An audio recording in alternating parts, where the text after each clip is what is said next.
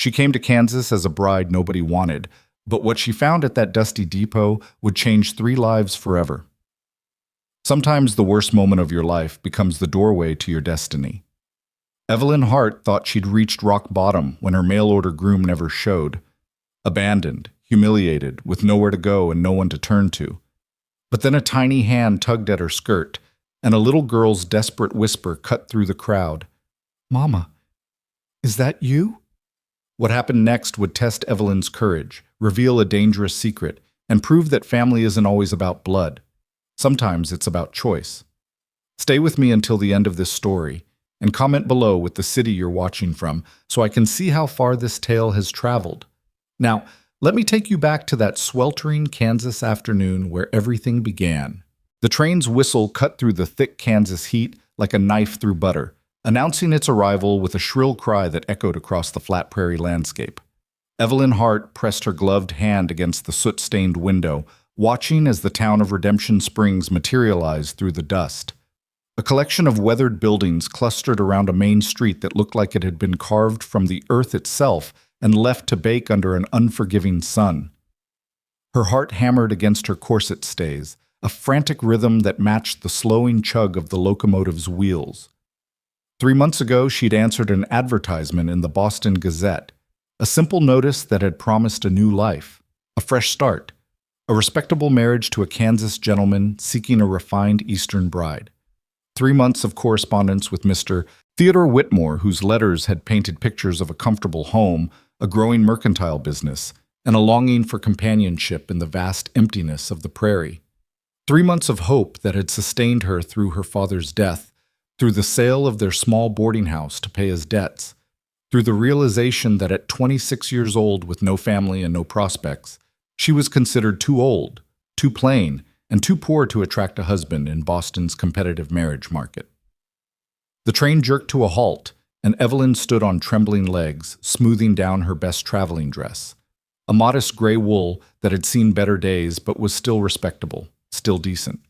She'd pinned her dark brown hair into a careful chignon that morning, checking and rechecking her reflection in the train's small mirror, wanting to make the right impression on the man who would become her husband.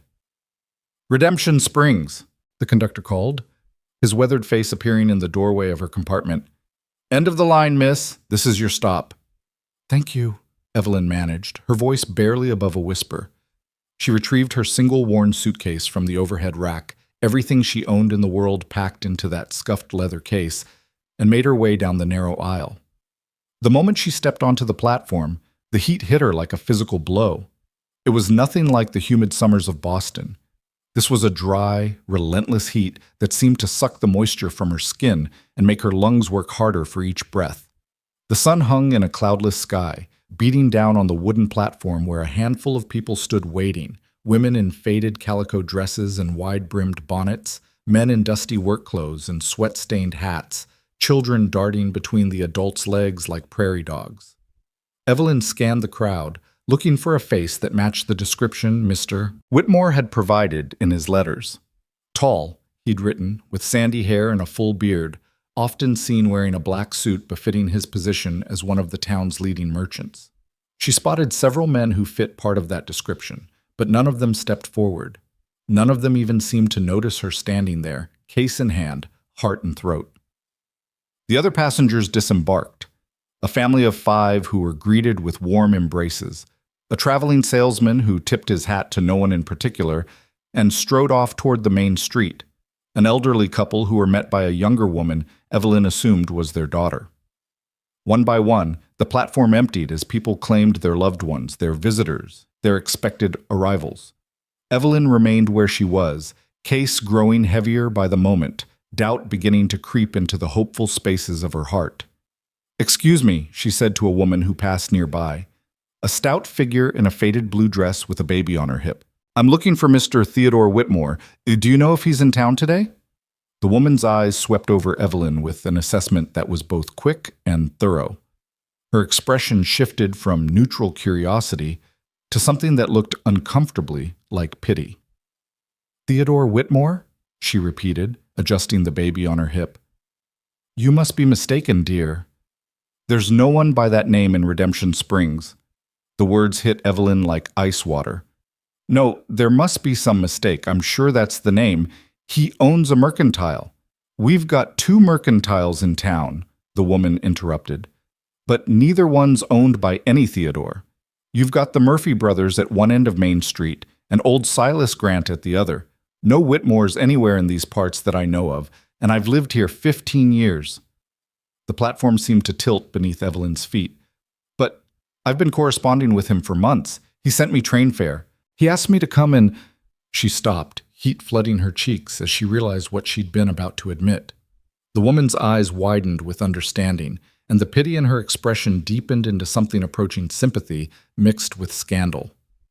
"Oh, honey, you're one of those mail-order brides, aren't you?" She glanced around, lowering her voice as if to spare Evelyn additional embarrassment.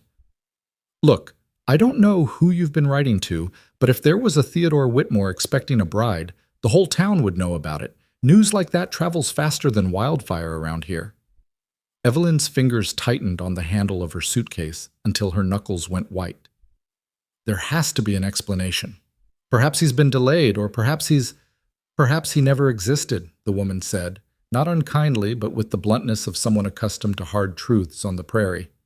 "It happens, I'm sorry to say." Men writing letters they never intend to honor, getting some kind of amusement out of it, or worse, running schemes to get money from desperate women back east. She reached out as if to pat Evelyn's arm, then seemed to think better of it. "I'm real sorry, but you'd best check into the boarding house and figure out your next move. The town's not cruel, but we're not running a charity either." With that, the woman hurried away, the baby's fussing providing a convenient excuse to end the uncomfortable conversation. Evelyn stood frozen on the platform, watching as the train began its preparations to depart, watching as the last of the crowd dispersed, leaving her utterly, completely alone. The weight of her situation crashed down on her like one of those prairie thunderstorms she'd read about, sudden, devastating, and impossible to escape. She had $17 left to her name. The train ticket here had consumed most of her remaining funds. She had no family to wire for help, no friends who could send money, no home to return to even if she could afford the fare. The boarding house in Boston had been sold, the money used to settle her father's debts. She'd burned every bridge, sold every possession, bet everything on this one desperate chance at a new life. And it had all been a lie. "You gonna stand there all day?" A gruff voice cut through her spiraling thoughts. Evelyn looked up to see the station master, an older man with a sun-weathered face and suspicious eyes, watching her from the doorway of the depot building. "Train's fixing to leave. If you're not getting back on, you need to clear the platform." "I'm not getting back on," Evelyn said, forcing her voice to remain steady even as her world crumbled around her. I'm supposed to be staying here." "Uh-huh." The station master's expression suggested he'd already heard about her situation, probably from the gossiping woman with the baby. In a town this size, news clearly spread as fast as promised. "Boarding house is 2 blocks down Main Street, left side. Mrs. Patterson runs it. She'll want payment up front."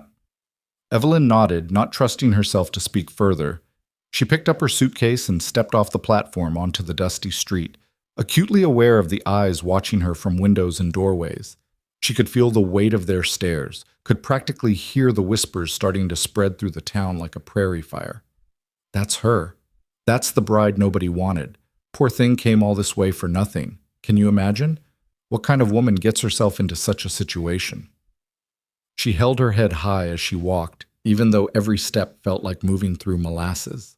The main street of Redemption Springs was wider than she'd expected, with wooden sidewalks running along both sides and buildings that ranged from well-maintained to barely standing. She passed a saloon, the Lucky Dollar, according to the weathered sign, from which rough laughter spilled out into the afternoon heat. A general store with a display of tin goods in the window. A blacksmith shop where the clang of hammer on anvil rang out in steady rhythm. A small church with a white steeple that seemed to shimmer in the heat. Each establishment represented a life she would never have, a normalcy she'd been promised but would never know. The comfortable home Theodore Whitmore had described in his letters didn't exist. The refined life as a merchant's wife was a fantasy. The respectability, the security, the simple dream of belonging somewhere. All of it was smoke and mirrors. a cruel joke played on a desperate woman. The boarding house, when she finally located it, was a two-story structure with peeling yellow paint and a sagging front porch. A sign in the window read, "Rooms available, clean and respectable, no credit." Evelyn climbed the creaking steps and knocked on the door, each rap of her knuckles feeling like a nail in the coffin of her dignity. A thin woman in her 50s answered, her sharp eyes taking in Evelyn's situation with one practiced glance. The single suitcase, the travel-stained dress, the exhaustion and desperation that must have been written across Evelyn's face. "Mrs. Patterson?" Evelyn asked, though she already knew the answer. "That's right. You need a room?" The woman's voice was neutral, neither welcoming nor hostile, just practical. "Yes, please. I was told you have clean, respectable accommodations. $2 a week, paid in advance. That includes breakfast and supper, but you'll need to be punctual for meals. No men allowed upstairs, no drinking, no disturbances. Church attendance is expected on Sundays." Mrs. Patterson rattled off the rules like she'd done it 1,000 times before. "How long you planning to stay?" "Forever, if I can't figure a way out of this nightmare," Evelyn thought. "I'm not certain yet," she said aloud. "May I start with 1 week?" $2 then." Mrs. Patterson held out her hand, and Evelyn dug into her small reticule for the coins, counting them out carefully. Watching them disappear into Mrs. Patterson's hand felt like watching the last of her security slip away. "You're that mail-order bride, aren't you?" Mrs. Patterson said as she pocketed the money and reached for a key on the hookboard behind her. "Word's already spread. I'll tell you the same thing I'd tell my own daughter, if I had one who'd been foolish enough to get into such a predicament. This town's not unkind, but it's got a long memory. You'll be the subject of gossip for a good while, and the way you handle yourself will determine whether you ever get past it." "I didn't come here to be gossip," Evelyn said, a flash of anger breaking through her despair. "I came here because I was promised an honest proposal of marriage." "And I'm sure you believe that promise," Mrs. Patterson said, handing over the key. "But belief doesn't change facts, and the fact is you're here alone with no prospects and dwindling funds. You'll want to think carefully about your next steps. There's decent work to be had if you're willing. The restaurant needs a waitress. The school teacher could use an assistant. Some of the ranchers' wives are always looking for help with laundry or mending. It's not glamorous, but it's honest." Evelyn took the key, feeling its weight in her palm. Room number 4, according to the tarnished number stamped into the metal. "Thank you for the advice." "Don't thank me. Just don't cause trouble." Mrs. Patterson gestured toward the stairs. "Your room's at the end of the hall. Breakfast is at 7, supper at 6. You miss it, you go hungry until the next meal." The room was small but clean, as advertised. A narrow bed with a faded quilt, a washstand with a chipped basin and pitcher, a single chair by a window that looked out over the dusty back lot where chickens pecked at the hard-packed earth. Evelyn set her suitcase on the bed and sank into the chair, all the strength seeming to drain from her body at once. She had come so far. She had been so hopeful, and now she was trapped in a strange town where everyone already knew her shame, where she was the object of pity and gossip, where her future stretched ahead as uncertain and empty as the prairie beyond the town's borders. For the first time since boarding the train in Boston, Evelyn allowed herself to cry. Not the delicate tears of a refined lady, but harsh, shaking sobs that tore from her chest and left her gasping for air. She cried for her father, gone too soon, and leaving her with nothing but debts and memories. She cried for her naivety in believing Theodore Whitmore's letters, in trusting that someone would actually want her. She cried for the life she'd imagined and the harsh reality she now faced.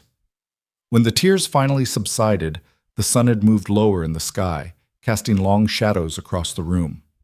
Evelyn stood on shaky legs and poured water from the pitcher into the basin, splashing her face and trying to wash away the evidence of her breakdown. Her reflection in the small, spotted mirror above the washstand showed a woman with red-rimmed eyes and blotchy cheeks, not the composed bride she'd tried so hard to be that morning, but a broken version of herself. "No," she thought fiercely, straightening her spine. "I'm not broken. I'm battered. But I'm not broken. I survived my father's death.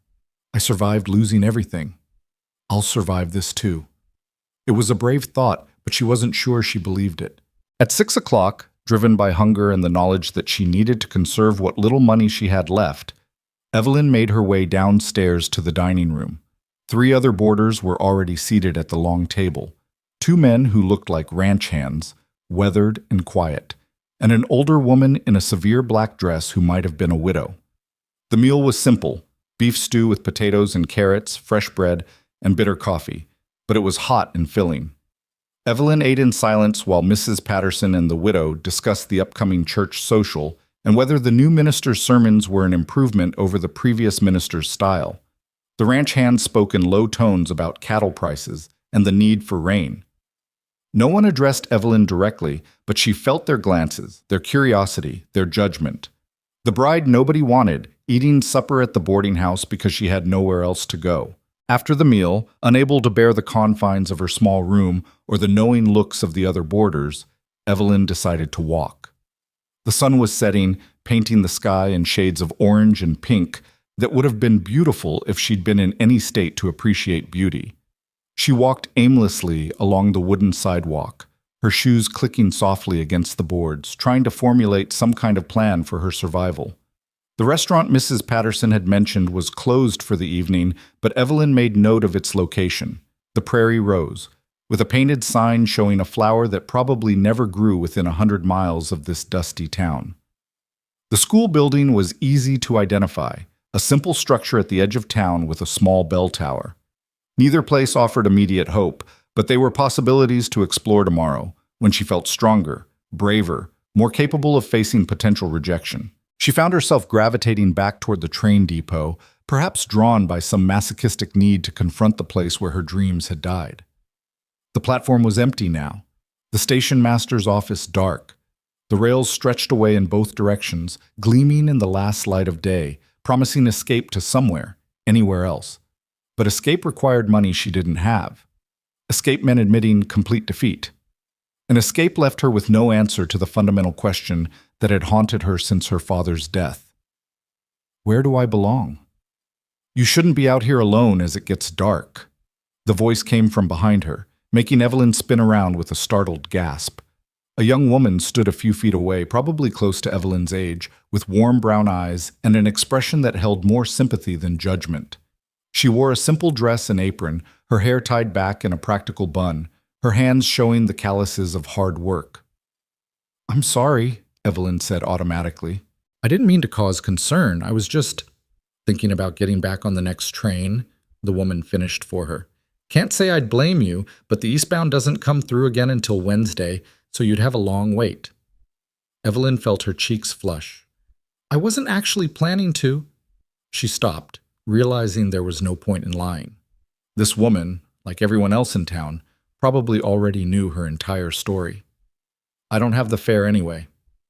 "I'm Sarah Mills," the woman said, moving closer. "I work at the restaurant, the Prairie Rose.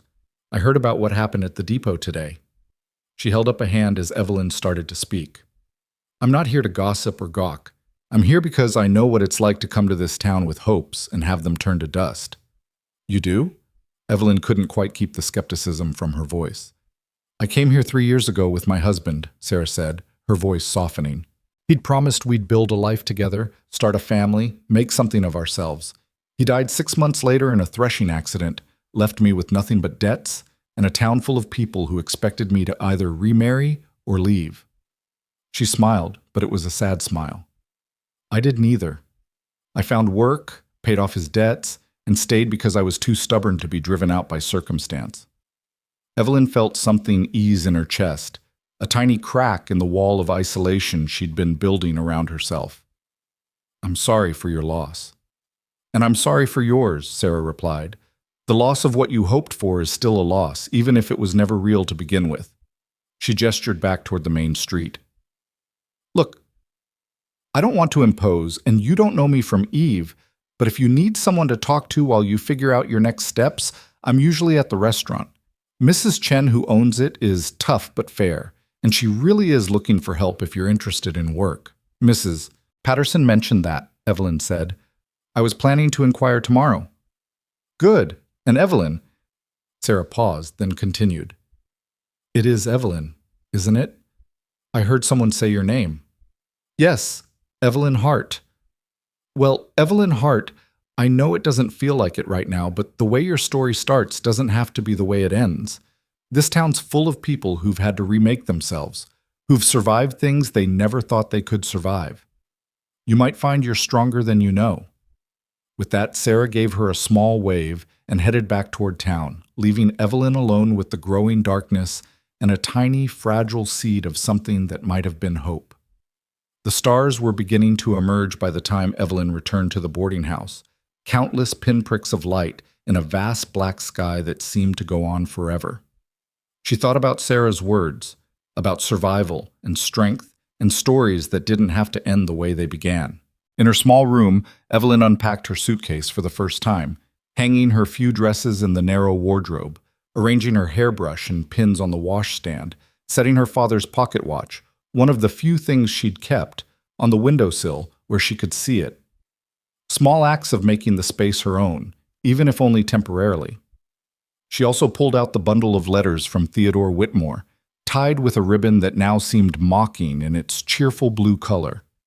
She'd read these letters countless times, memorizing his descriptions of Redemption Springs, his kind words about wanting a partner to share his life with, his promises of respect and comfort and a fresh start. All lies. Or perhaps the words of a different man entirely, someone using a false name for purposes Evelyn couldn't fathom. She thought about burning the letters, about destroying this evidence of her foolishness, but instead she tucked them into the back of the wardrobe drawer. She wasn't ready to let go of them yet, not because she still believed in their promises, but because they were proof that she'd had the courage to hope, to risk, to reach for something better. That courage hadn't disappeared just because the hope had been false. Evelyn changed into her nightgown and lay down on the narrow bed, listening to the unfamiliar sounds of the prairie town, distant voices from the saloon, the whinny of horses from the stable, the creak of the building settling around her. Tomorrow she would inquire about work at the restaurant. She would begin the process of building a life from the rubble of her dreams. She would face the gossip and the pity and the judgment, and she would endure because she had no other choice. But tonight, in the darkness of her small room, Evelyn allowed herself to acknowledge the full weight of her disappointment, her fear, her loneliness. She'd come to Kansas looking for a husband and found herself stranded in a town where everyone knew her shame. She'd hoped for a home and instead had a rented room paid for with dwindling funds. She dreamed of belonging and woke to find herself more alone than ever.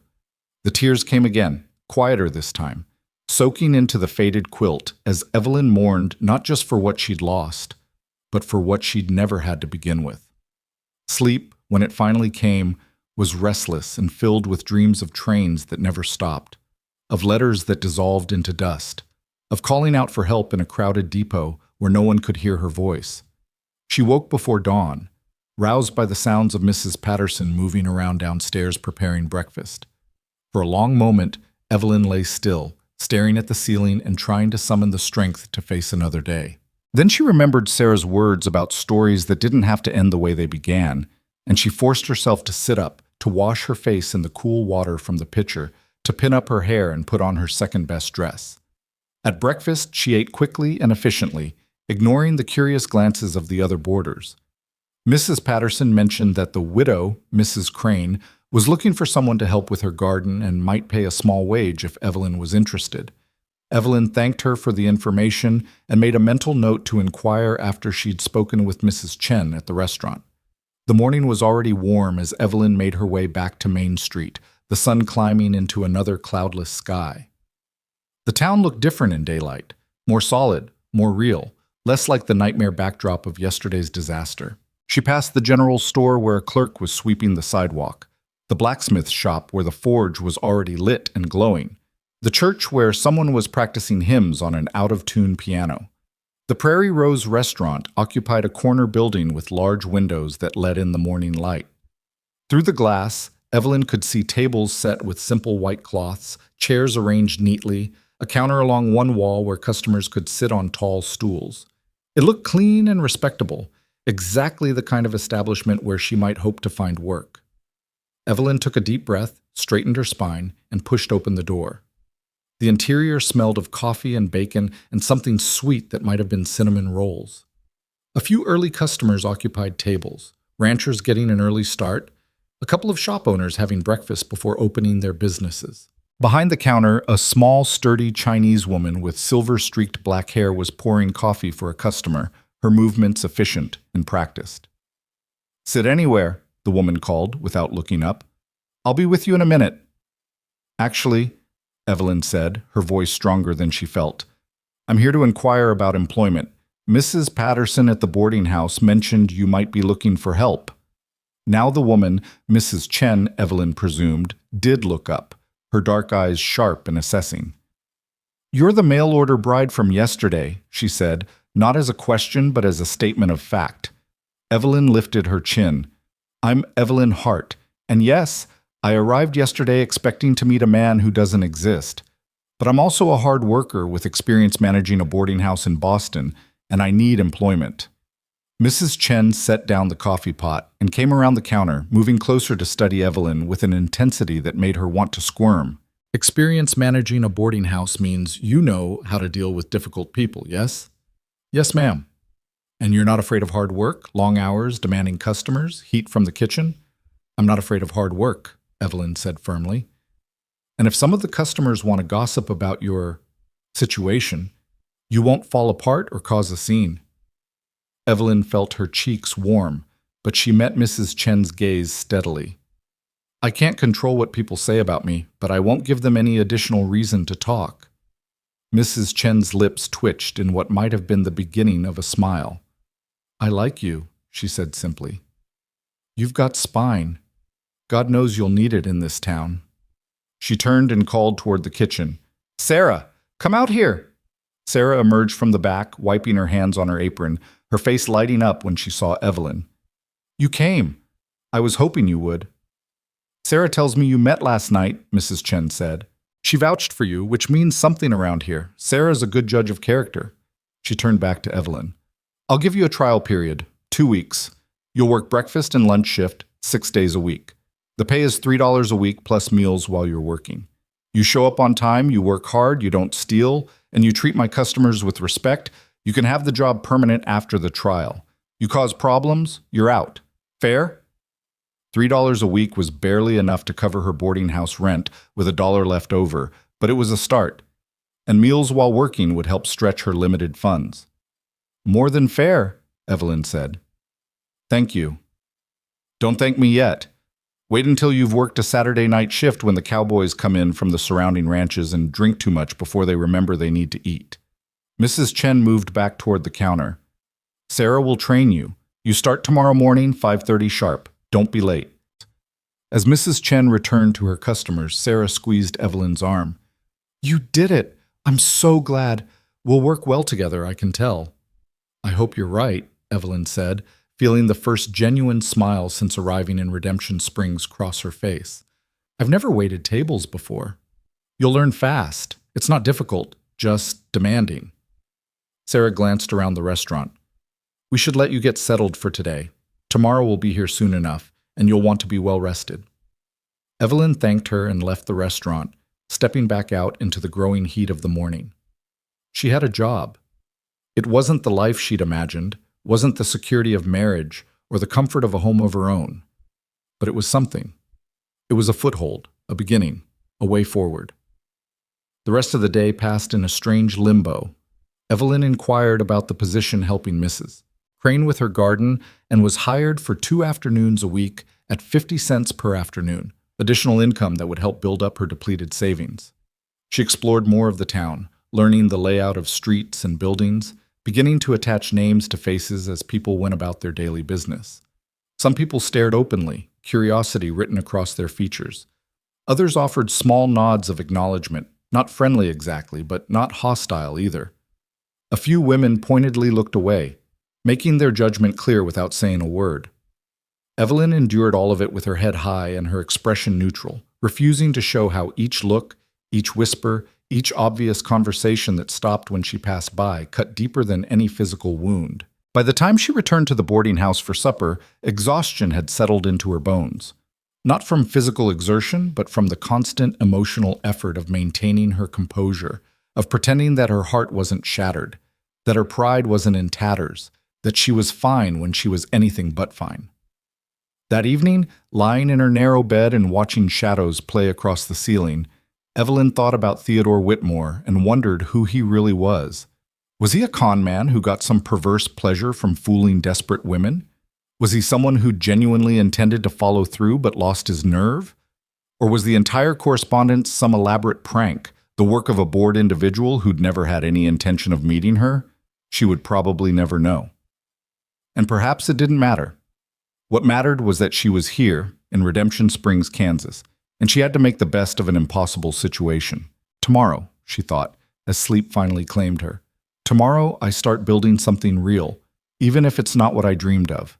But tomorrow would bring more than Evelyn could possibly anticipate.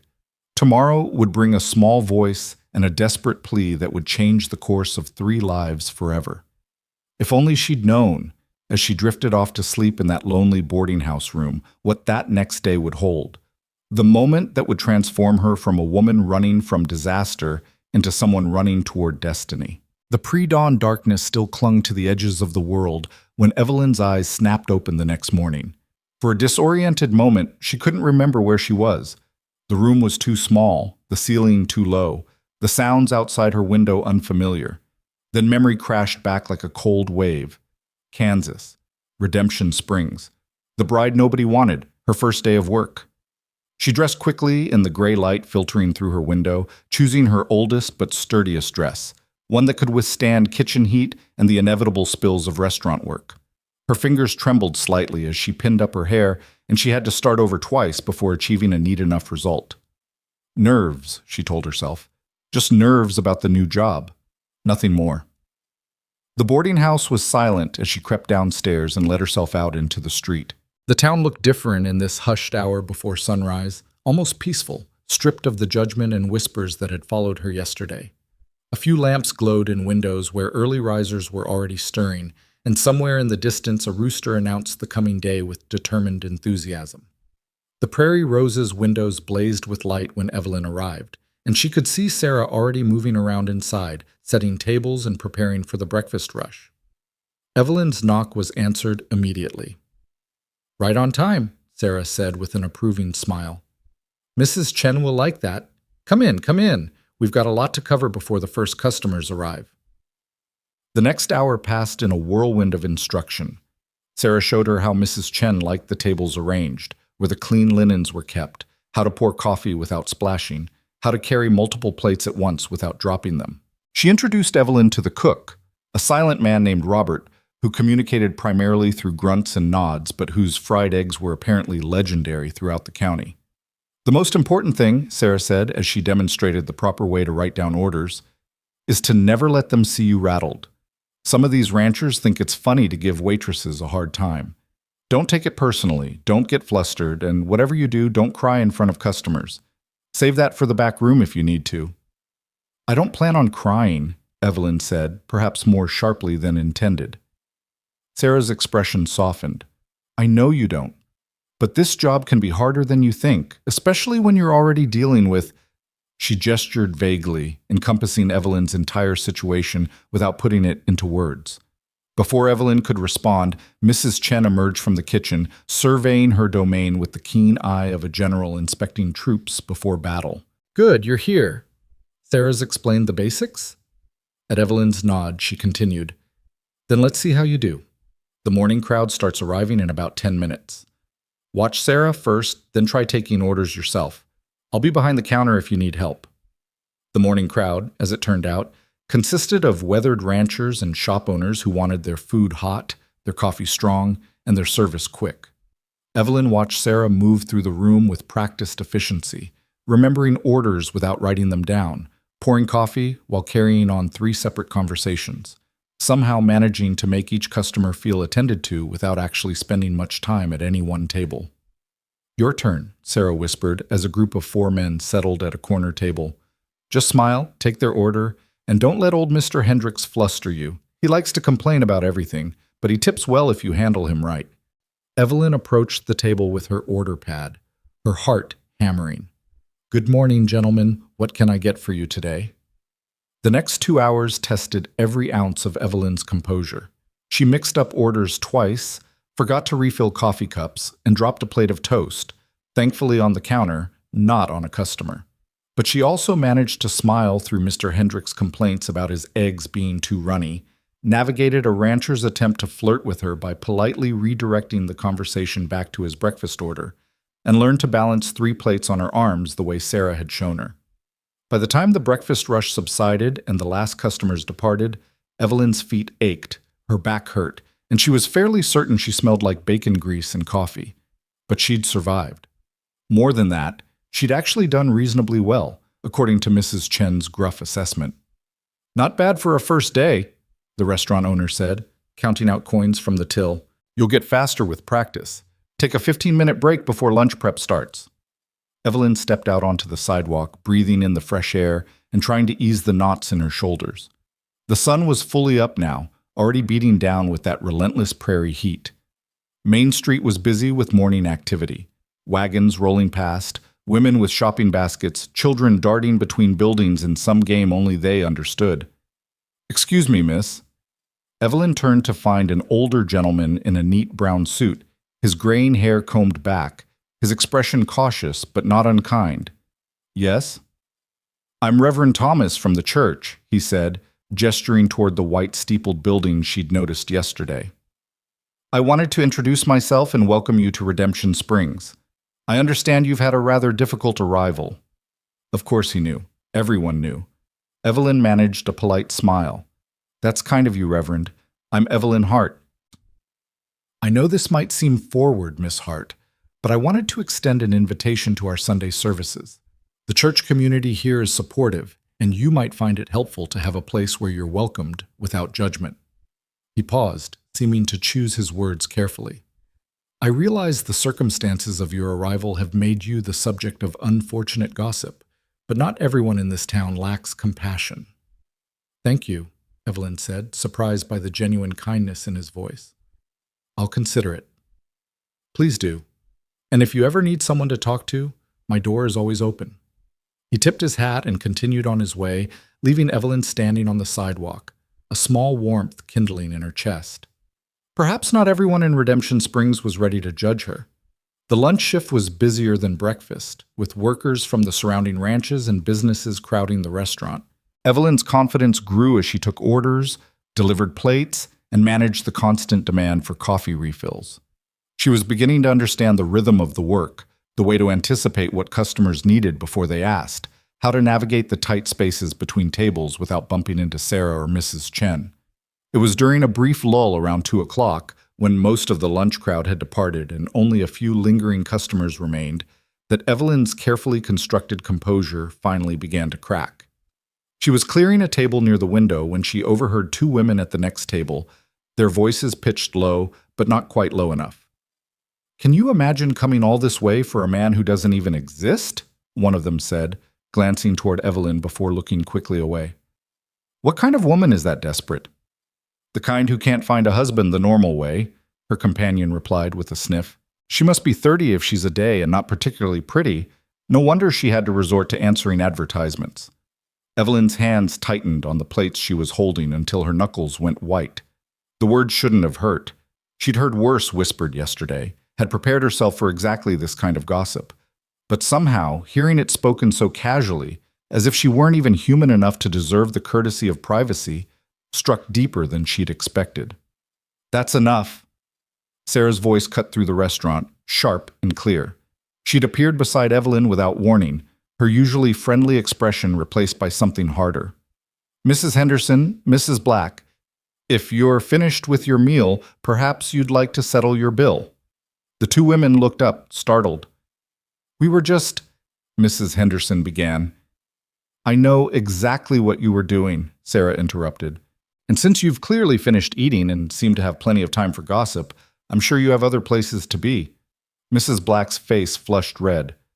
"Well, I never—" "Then perhaps you should start," Sarah said calmly. She held out the bill.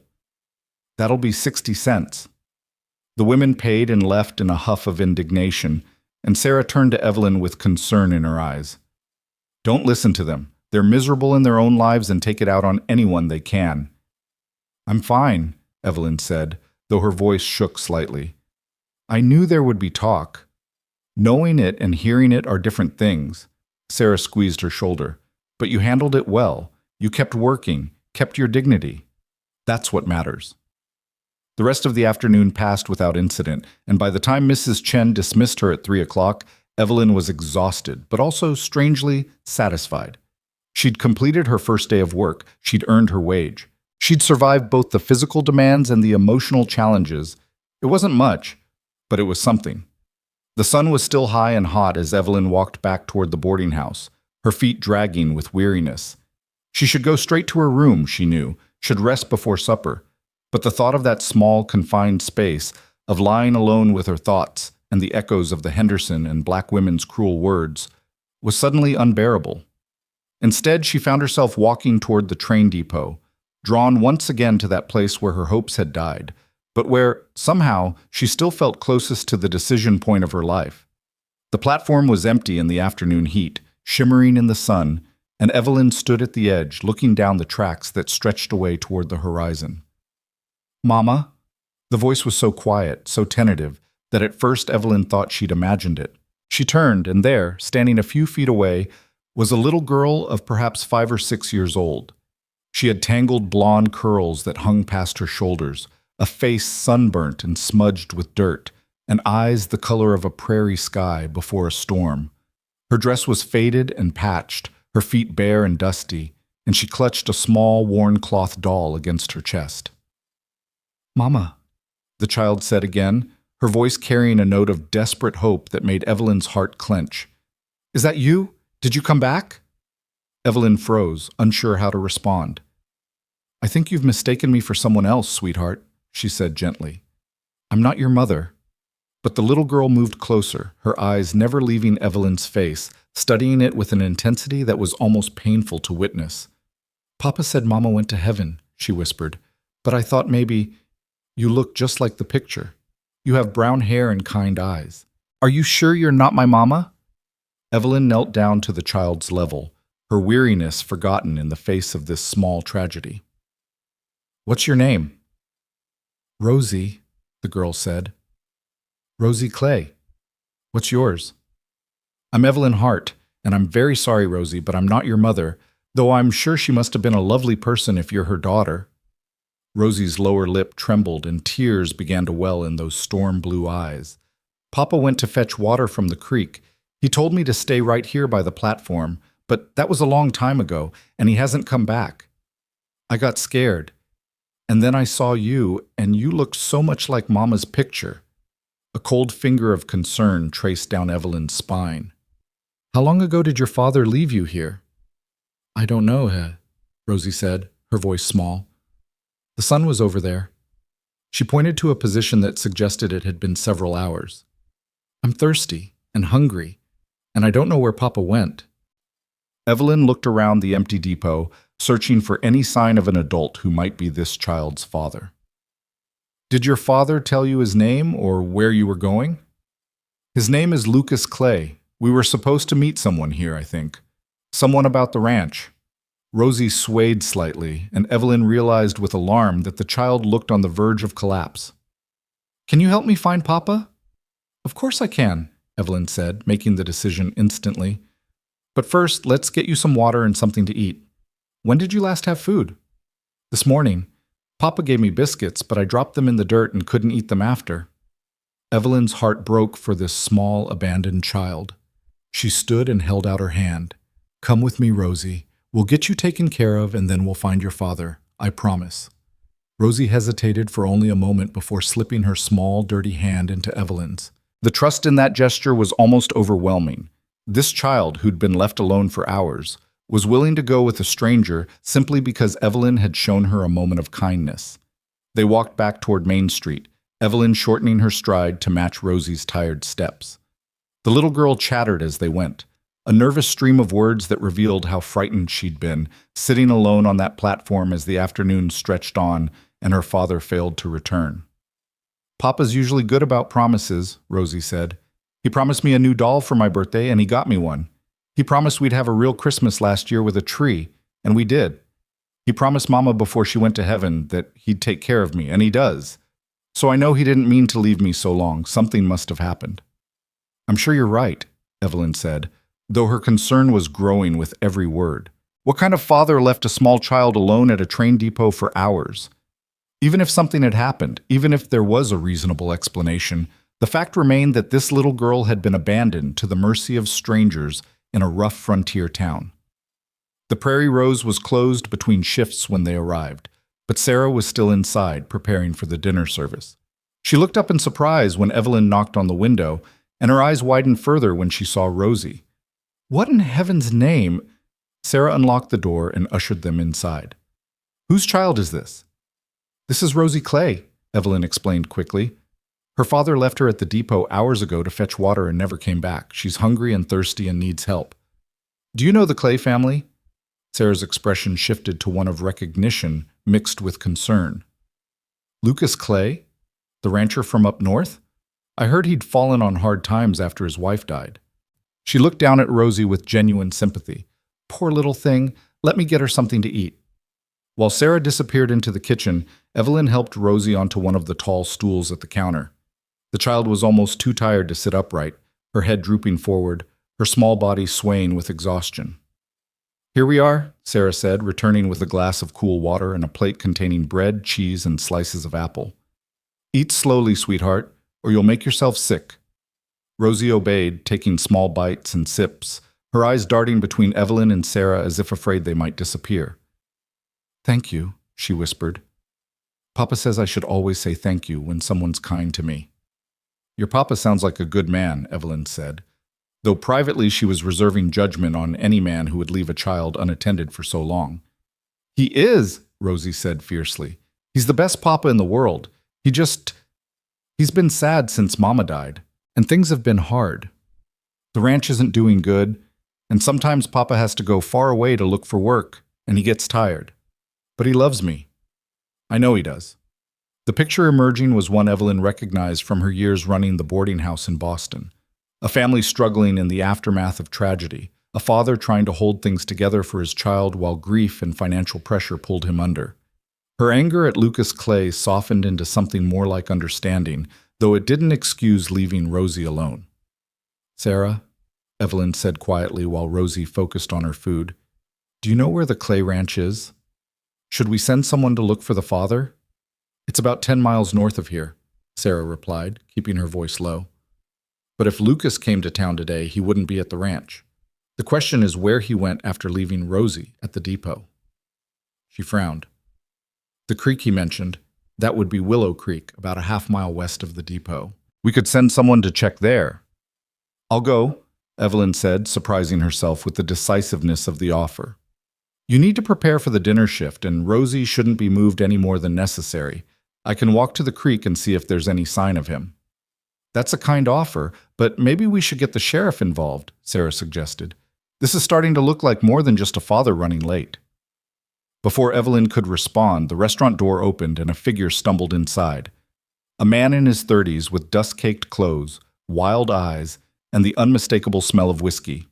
He lurched toward the counter, his gaze fixing on Rosie with an intensity that made Evelyn instinctively move between them. There's the little brat, the man slurred, been looking everywhere for her. Rosie shrank back against Evelyn, her small hand clutching at Evelyn's skirt. That's not my papa, she whispered, her voice tight with fear. That's the bad man, the one who was at the ranch. Who are you? Evelyn demanded, placing herself firmly between the stranger and Rosie. Name's Jack Garrett, the man said, swaying slightly. I'm the girl's guardian, and I'm here to collect what's owed me. Guardian? Sarah's voice was sharp. Lucas Clay is her father. She doesn't need a guardian. Lucas Clay is dead, Garrett said flatly, and the words hit the room like a physical blow.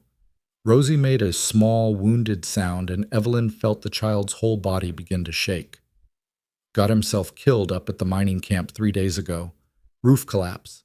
I found the body, figured someone ought to look after his brat, so I brought her to town to find her people. Girl ran off when I stopped for a drink. Been searching all day. You're lying, Evelyn said, though her heart was sinking. If this was true, if Lucas Clay was really dead, then Rosie was truly alone in the world, and this drunken stranger was claiming the right to take her. Check with the mining office if you don't believe me, Garrett sneered. But either way, the girl comes with me. I got rights. Found the body, didn't I? That makes her my responsibility now. Like hell it does, Sarah said, her voice cold as winter. You're drunk, you're clearly unfit, and you're not taking this child anywhere. Garrett's expression turned ugly. You got no say in this, waitress. Neither of you do. Girl's father is dead, she's got no other family, and I'm the one who's claiming her. Law's on my side. The law says a drunk stranger can take a child? Evelyn felt something fierce and protective rising in her chest, drowning out the fear and uncertainty. I don't think so. What are you going to do about it? Garrett moved closer, his hand reaching toward Rosie. You're nobody, just some woman passing through town. You got no rights here, and the girl comes with, touch her and I'll break your arm. The words came out of Evelyn's mouth before she'd fully thought them through, but she meant every syllable. She'd seen too many children hurt by men like this back in Boston. Too many vulnerable souls crushed under the weight of adults who viewed them as property or burdens. She hadn't been able to save them all, but she could damn well try to save this one. Garrett laughed, a harsh, grating sound. Big words from a... He never finished the sentence. The restaurant door crashed open with enough force to rattle the windows, and a man strode through, tall, broad-shouldered, with dark hair, fierce eyes, and an expression that promised violence.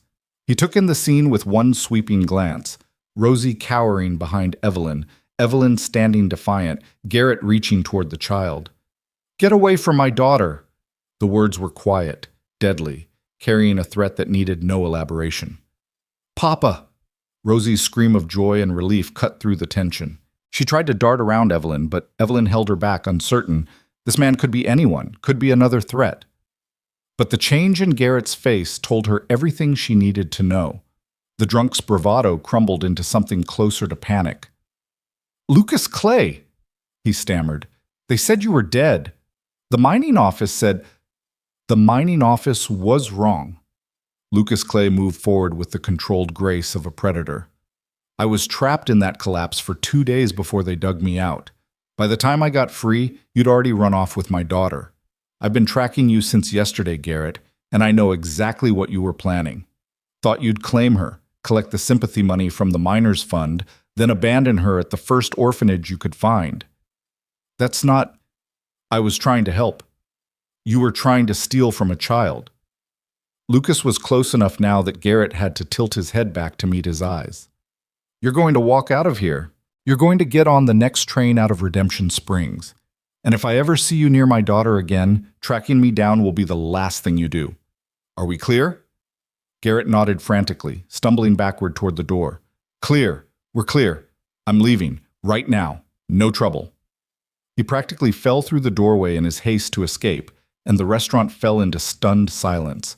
Then Rosie broke free of Evelyn's grip and launched herself at her father, wrapping her arms around his legs and sobbing with relief and joy and the release of hours of terror. Papa, Papa, I thought you were gone. I thought you were dead. The bad man said, Shh, baby girl, I'm here. I'm so sorry. I'm so sorry.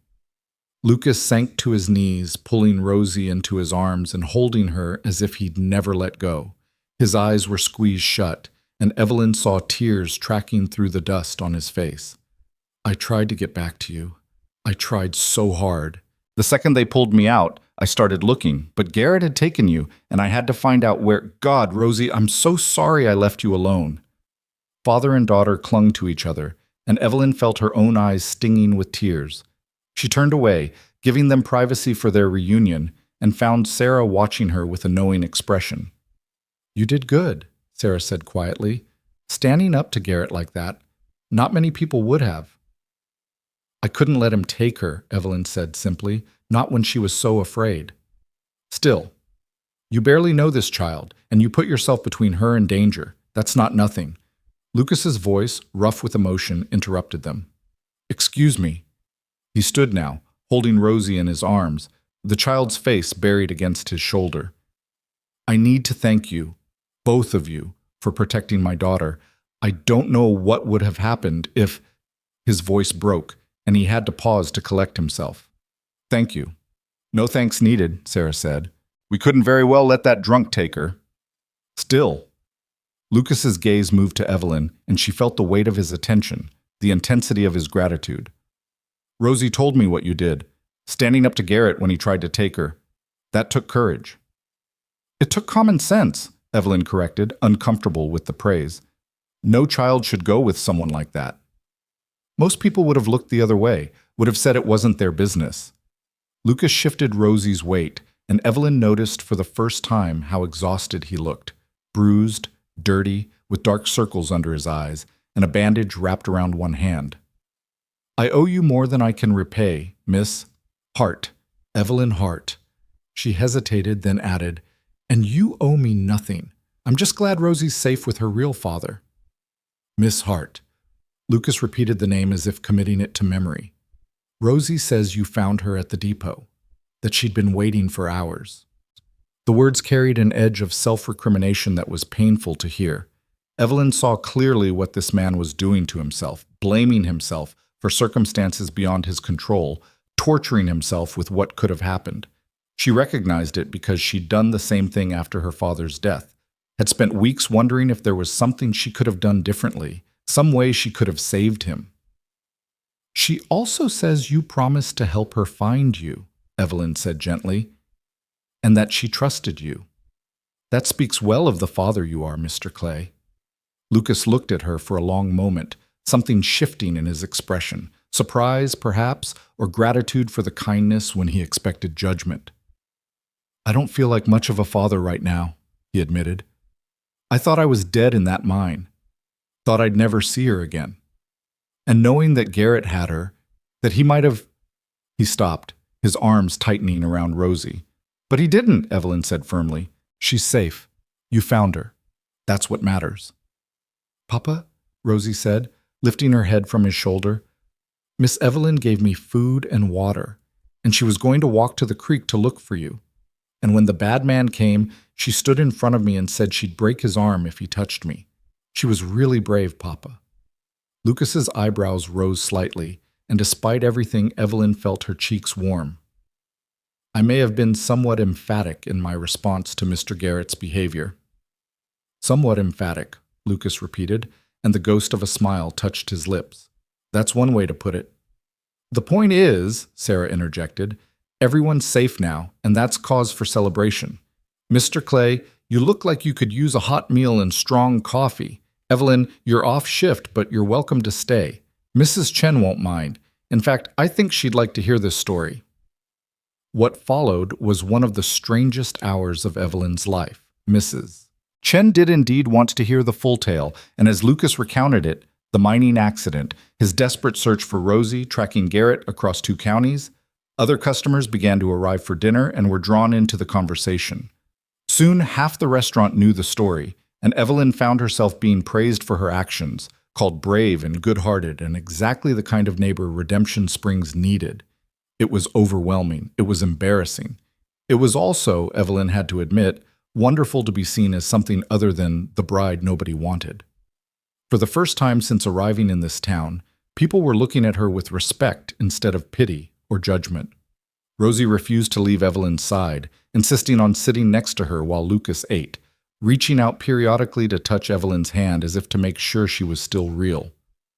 You really do look like Mama, she said at one point, studying Evelyn's face with that intense focus children sometimes had. She had kind eyes too, and she always helped people, even when it was hard. Papa says that's what made her special. Your Mama sounds like she was a wonderful person, Evelyn said softly. She was. Lucas's voice was quiet, tinged with old grief. She would have liked you, Miss Hart. She always said the measure of a person was how they treated those who couldn't do anything for them in return. The words hit Evelyn somewhere deep, resonating with her own father's teachings about kindness and responsibility. My father used to say something similar, she admitted, that our actions toward the vulnerable revealed our true character. A wise man. Lucas met her eyes across the table, and something passed between them, a recognition, perhaps, of shared loss and shared values. I'm guessing you didn't grow up in Kansas. Boston, Evelyn said. I arrived in Redemption Springs 3 days ago. 3 days? Lucas looked surprised. You're new in town then. What brings you out to Kansas? The question was innocent, born of curiosity and politeness, but it hit Evelyn like a blow. She'd been so focused on Rosie's crisis that she'd forgotten, temporarily, about her own disaster. Now it all came rushing back, the train platform, Theodore Whitmore's absence, the gossip and judgment and humiliation. Her silence must have stretched too long because Sarah jumped in smoothly. Evelyn's working here at the restaurant now. She started today, actually, did a wonderful job for her first shift. It was a kindness, that deflection, and Evelyn was grateful for it. But she could see Lucas processing what hadn't been said, could see him noting the careful way Sarah had avoided answering his actual question. To his credit, he didn't press, just nodded and changed the subject. By the time the dinner rush was in full swing and Evelyn really needed to leave, Rosie had fallen asleep with her head pillowed on Evelyn's lap, her small hand still clutching at Evelyn's skirt. Lucas looked at his daughter with tender exasperation. "I should get her to the hotel," he said quietly. "We've got a room for the night. I need to settle some business in town tomorrow before we head back to the ranch." "Rosie," Evelyn said gently, stroking the child's tangled curls. "Rosie, sweetheart, your papa needs to take you to bed." Rosie stirred, her eyes opening slowly. When she realized what was happening, her hand tightened on Evelyn's skirt. "No," she whispered. "Please don't go. Please stay with me. What if the bad man comes back? What if Papa disappears again?" "The bad man is gone," Evelyn assured her, "and your Papa isn't going anywhere. He'll be right there with you all night." "But what about you?" Rosie's eyes filled with tears. "Will you be here tomorrow?" Evelyn looked helplessly at Lucas, unsure how to answer. She would be at the restaurant tomorrow, yes, but she had no idea if Rosie would still be in town or if they'd return to the ranch. She didn't want to make promises she couldn't keep. "I work here," Evelyn said carefully. "So if you're still in town tomorrow, I'll be here." "Promise?" Rosie insisted. "I promise that if you're in town and you come to the restaurant, I'll be here." It was enough, barely. Rosie allowed her father to pick her up, but she kept her gaze fixed on Evelyn until they reached the door. "Goodbye, Miss Evelyn," she called. "Thank you for being my mama today, even though you're not really." The word squeezed Evelyn's heart. She waved, managing a smile. "Goodbye, Rosie. Sleep well." When they'd gone, Evelyn sank back onto her stool, suddenly exhausted. The adrenaline that had sustained her through the confrontation with Garrett was draining away, leaving her shaky and overwhelmed. "You okay?" Sarah asked, appearing with 2 cups of coffee and settling onto the stool next to her. "I don't know," Evelyn admitted. "That was a lot. You were amazing. Seriously, I've never seen someone stand up to a drunk like that." "I was terrified," Evelyn confessed. "But I kept thinking about Rosie, about how scared she was, and the fear just turned into anger. How dare he try to take her? How dare he claim rights over a child he clearly didn't care about?" "That's what makes you brave," Sarah said. "Being scared, but doing the right thing anyway." She sipped her coffee. "You know the whole town's going to be talking about this by tomorrow, right?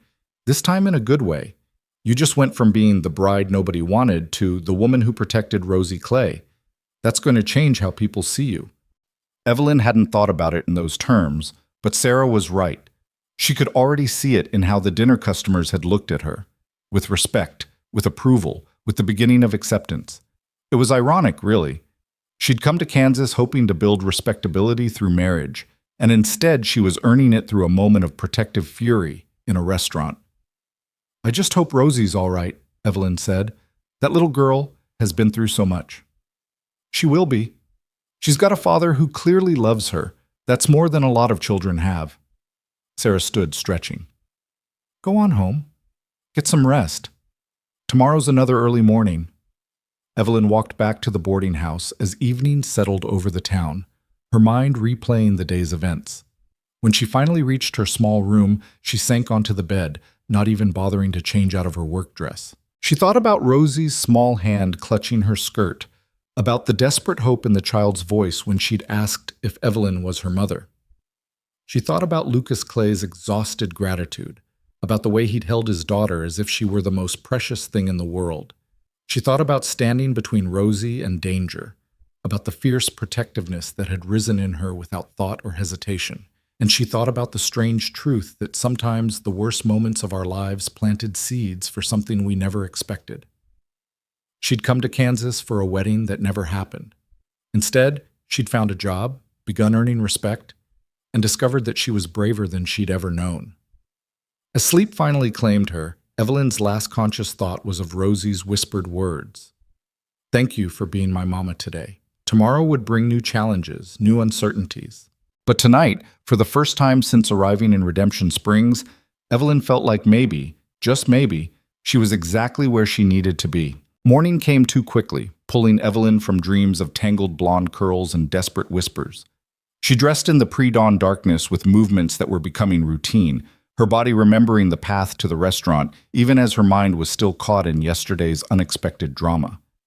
The streets were empty save for a stray dog nosing through refuse behind the general store, and the air carried that peculiar coolness that wouldn't last an hour past sunrise.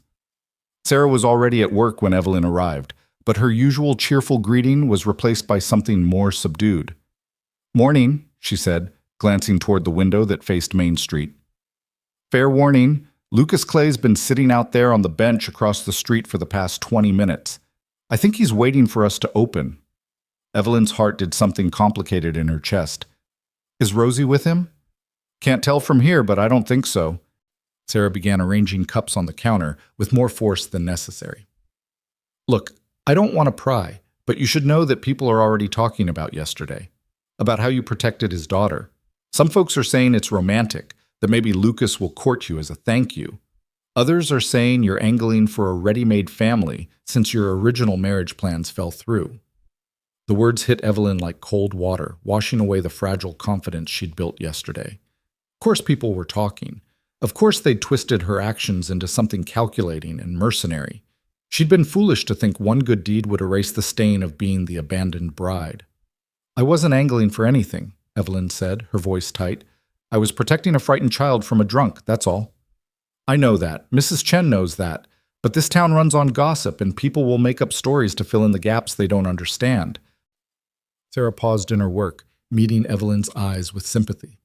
"I'm telling you this so you're prepared, not because I believe it. Whatever Lucas Clay wants to talk about, keep your guard up.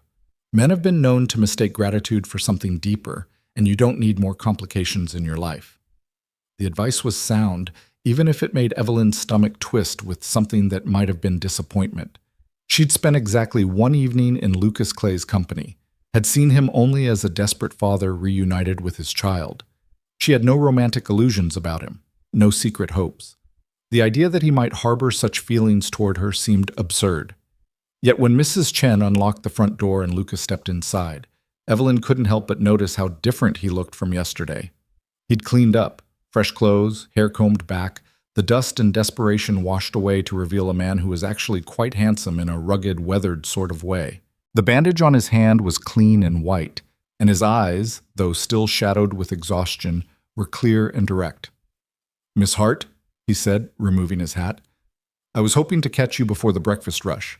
Do you have a moment?" Sarah made herself busy wiping down tables that were already clean, and Mrs. Chen disappeared into the kitchen with meaningful haste. Evelyn was left standing behind the counter, acutely aware of how she must look in her work dress, with her hair hastily pinned, flour probably already dusting her sleeves. "Of course," she said, striving for a professional tone. "How is Rosie this morning?" "Still asleep at the hotel. The woman who runs the place, Mrs. Morrison, agreed to watch her for an hour while I came to speak with you."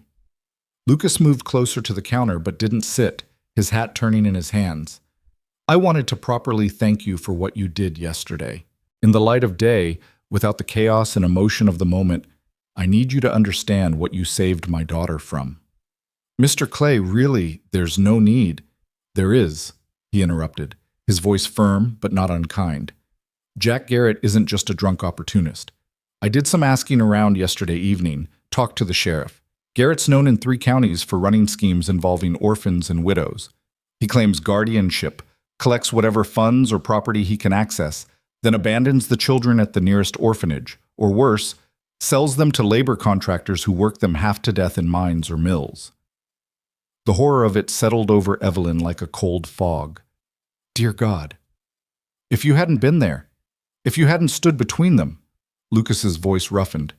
The sheriff says he'd have gotten Rosie out of town before I could track them down. By the time the law caught up with him, she'd have been lost in the system somewhere, and I might never have found her. Evelyn gripped the counter's edge, her knuckles white. But that didn't happen. She's safe with you. Because of you. Lucas set his hat on the counter and reached into his jacket pocket, withdrawing a small leather pouch that clinked with the sound of coins. This isn't payment. I couldn't pay for what you did, even if I sold the ranch. But I want you to have it anyway. Call it gratitude or compensation for your trouble, or, I don't want your money, Mr. Clay. The words came out sharper than Evelyn intended. I didn't help Rosie for a reward. I helped her because she needed help, and I was there to give it. I know that. That's exactly why I want you to take it. Lucas pushed the pouch across the counter. Miss Hart, Sarah told me a little about your situation yesterday, about how new you are to town, about the... He paused, clearly searching for delicate phrasing. About the circumstances that brought you here. I'm guessing you could use the money. Shame burned hot in Evelyn's chest. So Sarah had told him. He knew she was the abandoned mail-order bride, the woman desperate enough to answer an advertisement from a stranger. He probably knew every humiliating detail, and now he was offering her money out of pity disguised as gratitude. I have employment, Evelyn said stiffly. I'm managing just fine. On waitress wages that barely cover your boarding house rent. Lucas's tone was matter-of-fact, not cruel. I'm a rancher, Miss Hart, not a rich man, but I'm not destitute either. That pouch contains $50. It won't change my life, but it might make yours a little easier while you find your footing in a new town. $50. More than 3 months of her current wages. Enough to build a small cushion of security to stop worrying quite so desperately about every penny spent. Evelyn stared at the leather pouch, temptation warring with pride. If you take it, Lucas continued quietly, you'd be doing me a favor. I need to believe I've done something to balance the scales, to honor what you did for my daughter. If you refuse, I'll spend the next month feeling like I still owe you a debt I can never repay. Is that really what you want? It was manipulative, that argument, and probably intentional. But it was also, Evelyn suspected, true. She could see it in his eyes. The desperate need to feel like he'd adequately expressed his gratitude. To not be the man whose daughter was saved by a stranger's kindness while he remained helpless. $20, Evelyn heard herself say. That's more than generous for a few minutes of protective anger. But 50 is too much, Mr. Clay. I won't take it. Something that might have been respect flickered across Lucas's face. He opened the pouch, counted out $20 in bills and coins, and slid them across the counter. Fair enough, but there's something else I wanted to discuss with you. Of course there is, Sarah muttered from across the room, not quite under her breath. Lucas ignored her, his attention fixed on Evelyn. The ranch where Rosie and I live is about 10 miles north of here. It's a small operation, cattle mostly, some horses, enough to get by if you work dawn to dusk and pray for good weather. I've been managing alone since my wife died 2 years ago, which means Rosie spends most of her days either following me around while I work or playing by herself in the house. He paused, and Evelyn could see him carefully choosing his next words. It's not a good situation for a little girl. She needs stability, routine, education. She needs a woman's influence, someone who can teach her the things her mother would have taught her, someone who can give her the attention she deserves while I keep the ranch running. Evelyn's heart began to pound. Mr. Clay, what exactly are you asking? I'm asking if you'd consider coming to work at the ranch. As Rosie's caretaker and teacher primarily, but also helping with the household management, cooking, cleaning, the daily tasks that I've been neglecting because there aren't enough hours in the day. He spoke quickly now, as if afraid she'd refuse before he could finish. Room and board provided, plus wages. Nothing improper. You'd have your own room, your own space. I'd hire you as staff, with all the respect and propriety that entails. The offer hung in the air between them, enormous and complicated. Evelyn's mind raced. A position on a ranch, away from the gossip and judgment of town, work she was qualified for, caring for a child who clearly needed care. Room and board that would be far more comfortable than the boarding house. Wages that would allow her to save, to build toward a more secure future, but also isolation, living on a remote ranch with a widower and his daughter. The impropriety that people would read into such an arrangement, the gossip that would explode through town like wildfire, the risk of depending on another person's promises after Theodore Whitmore had taught her how worthless such promises could be. "That's quite an offer," Evelyn said carefully. "May I ask what wages you have in mind?" $6 a week, plus room and board." Lucas must have seen something in her expression because he quickly added, "I know it's not a fortune, but it's fair for the work, and the cost savings of not paying for the boarding house and meals would effectively double what you're making now." He was right. It was fair, almost generous. More than she could hope to earn in town, where jobs for respectable single women were limited and poorly paid. "Miss Hart," Lucas's voice softened, "I'm not asking you to decide right this moment. I'm in town for 2 more days settling business before I head back to the ranch. Think about it. Talk to people about me if you want. Ask the sheriff, ask Reverend Thomas, ask anyone. I'm not a perfect man, but I'm an honest one, and I keep my word. Rosie needs help. You need security. It seems like an arrangement that could benefit everyone involved." "Including you," Sarah interjected, finally abandoning her pretense of not listening. "Let's be honest, Mr. Clay. You'd be getting a cook, housekeeper, teacher, and childcare all for the price of 1 employee. That's quite a bargain." "Sarah," Evelyn said, embarrassed by her friend's bluntness. But Lucas didn't seem offended. "You're absolutely right. It would be a bargain for me. But I'd argue it's also a good deal for Miss Hart. Steady work, safe housing, and a chance to build references that could lead to better positions in the future if she wants them. Plus," he added, looking back at Evelyn, "Rosie already adores you. That matters. She's been through hell with losing her mother, with yesterday's terror, with all the instability. Having someone she trusts and likes would make the transition easier for her." "That's emotional manipulation," Sarah pointed out. "That's the truth," Lucas countered. "I'm not trying to trick anyone. I'm laying out the facts and letting Miss Hart decide what's best for her." The door opened then, saving Evelyn from having to respond. The first breakfast customers arrived, 3 ranchers and a shop owner, and the conversation had to end. Lucas retrieved his hat, his eyes meeting Evelyn's one last time. "Think about it," he said simply. "I'll be at the hotel if you want to discuss it further." After he left, the restaurant filled with the usual morning bustle, but Evelyn moved through her duties in a daze. She poured coffee and took orders and delivered plates, all while her mind turned over Lucas Clay's proposition from every possible angle. The practical benefits were undeniable: better pay, better housing, work she was suited for. But the social implications made her stomach knot with anxiety. She could already imagine the gossip, the desperate mail-order bride taking a position as housekeeper to a lonely widower, clearly angling to become his wife through proximity and necessity. People would say she'd engineered it somehow, that she'd used Rosie to get her hooks into Lucas Clay. "Stop thinking so hard," Sarah said, appearing at her elbow with a coffee pot. "You're going to burn a hole in your brain." "He's offering me more than I make here," Evelyn admitted quietly. "Significantly more." "I know, and before you ask, yes, I think he's being genuine. Lucas Clay is known as a straight shooter, hard worker, devoted father. If he says the arrangement would be proper and respectable, I believe him." Sarah refilled cups at a nearby table before continuing. "But that doesn't mean people won't talk. You know they will. The question is whether you can handle that talk for the sake of the benefits." Evelyn thought about her small room at the boarding house, about counting pennies to make her wages stretch, about the uncertainty of her future in a town where she'd always be known as the woman nobody wanted. Then she thought about Rosie's small hand in hers, about the fierce protectiveness she'd felt when Garrett threatened the child, about the possibility of making a real difference in a little girl's life. "I need to see the ranch," Evelyn heard herself say. "Before I decide, I need to see where I'd be living, understand exactly what the work would entail." Sarah's eyebrows rose. "You're actually considering this?" "I'm considering everything," Evelyn corrected, "which means gathering all the information before making a decision." "Fair enough. Talk to Reverend Thomas, too. He knows everyone, knows all the gossip, knows who's trustworthy and who isn't. If Clay's hiding something, the Reverend will know." The breakfast rush eventually subsided, and during her break, Evelyn did exactly what Sarah suggested. She walked to the church and found Reverend Thomas in his small office, poring over what looked like Sunday's sermon notes.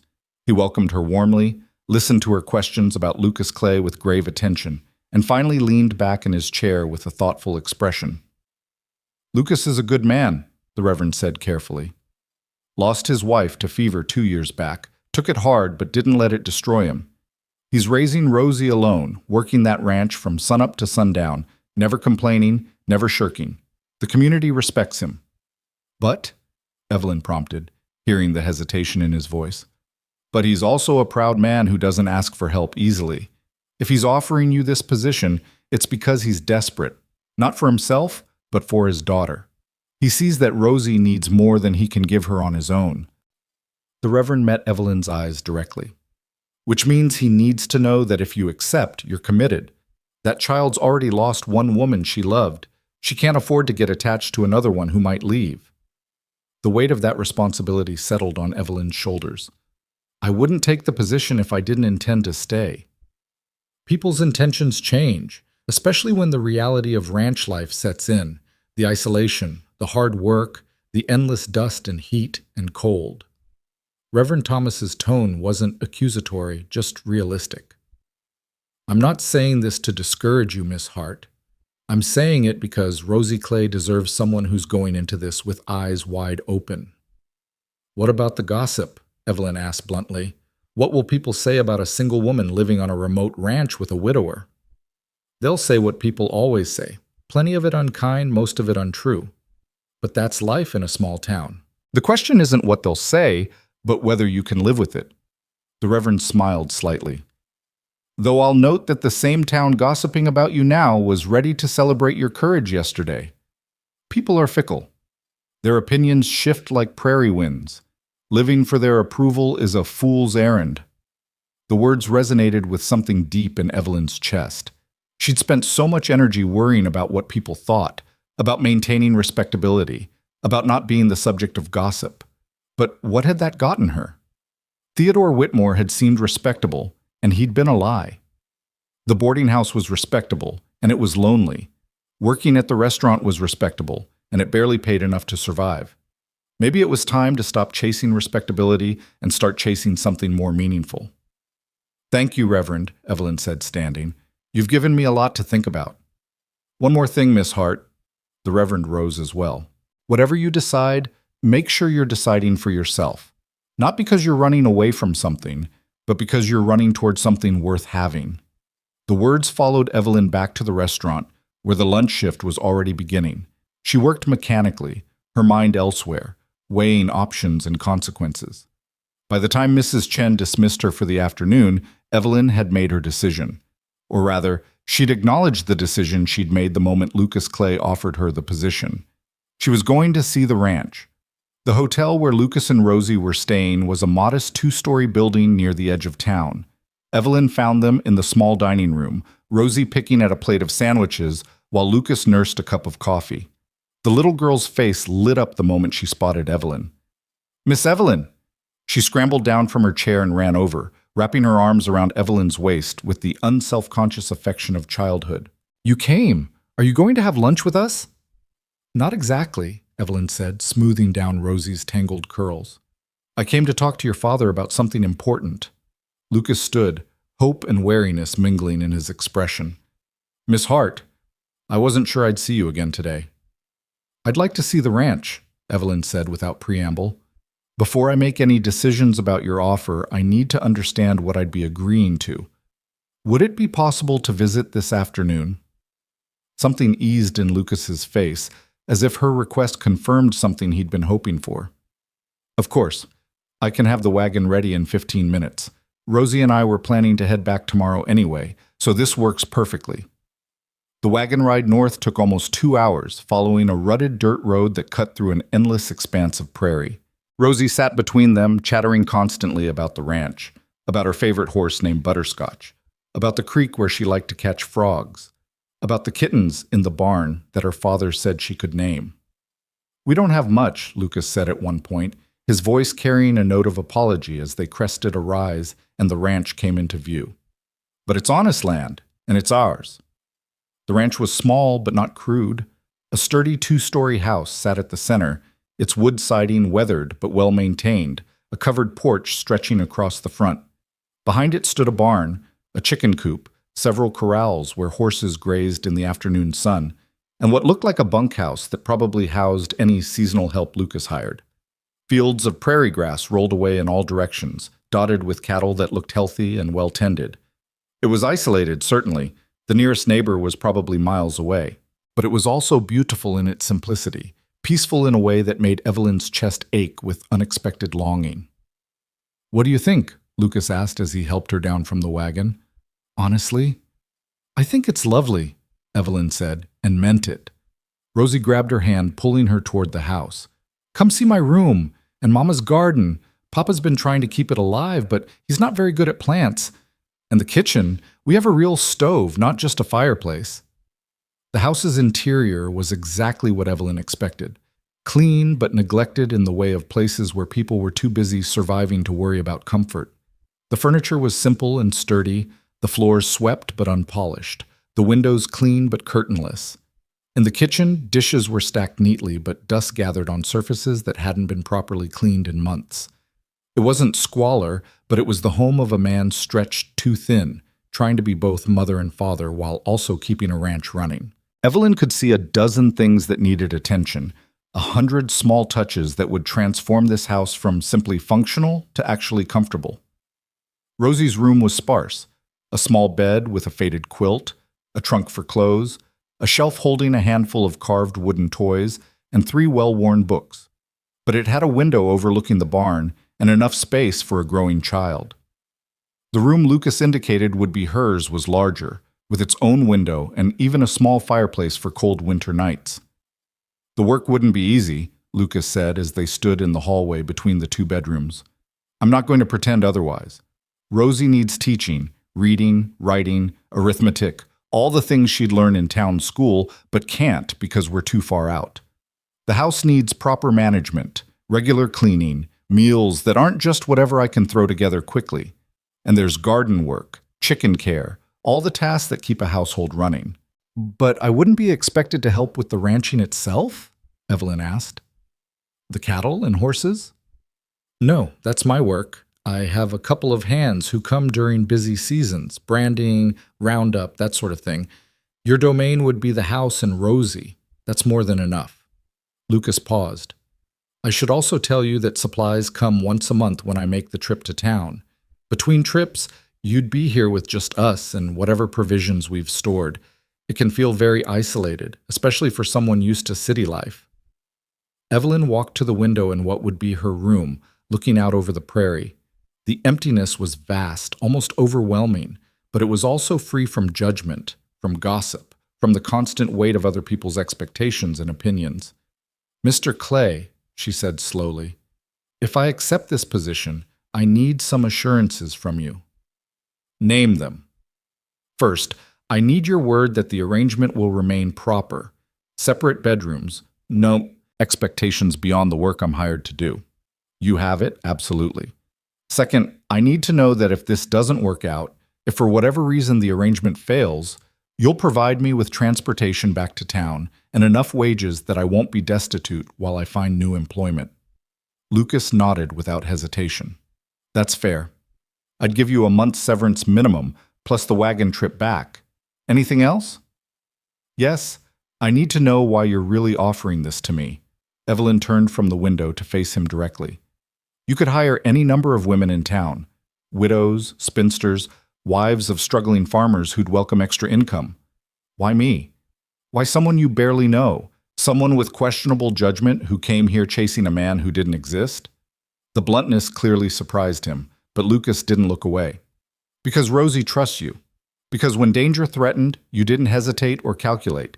You just acted. Because in the hour I've known you, I've seen more genuine kindness and strength than in most people I've known for years." He shifted his weight.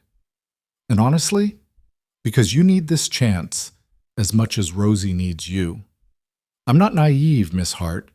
I know you're in a difficult position, know you need security, but that doesn't make you weak or desperate in a bad way.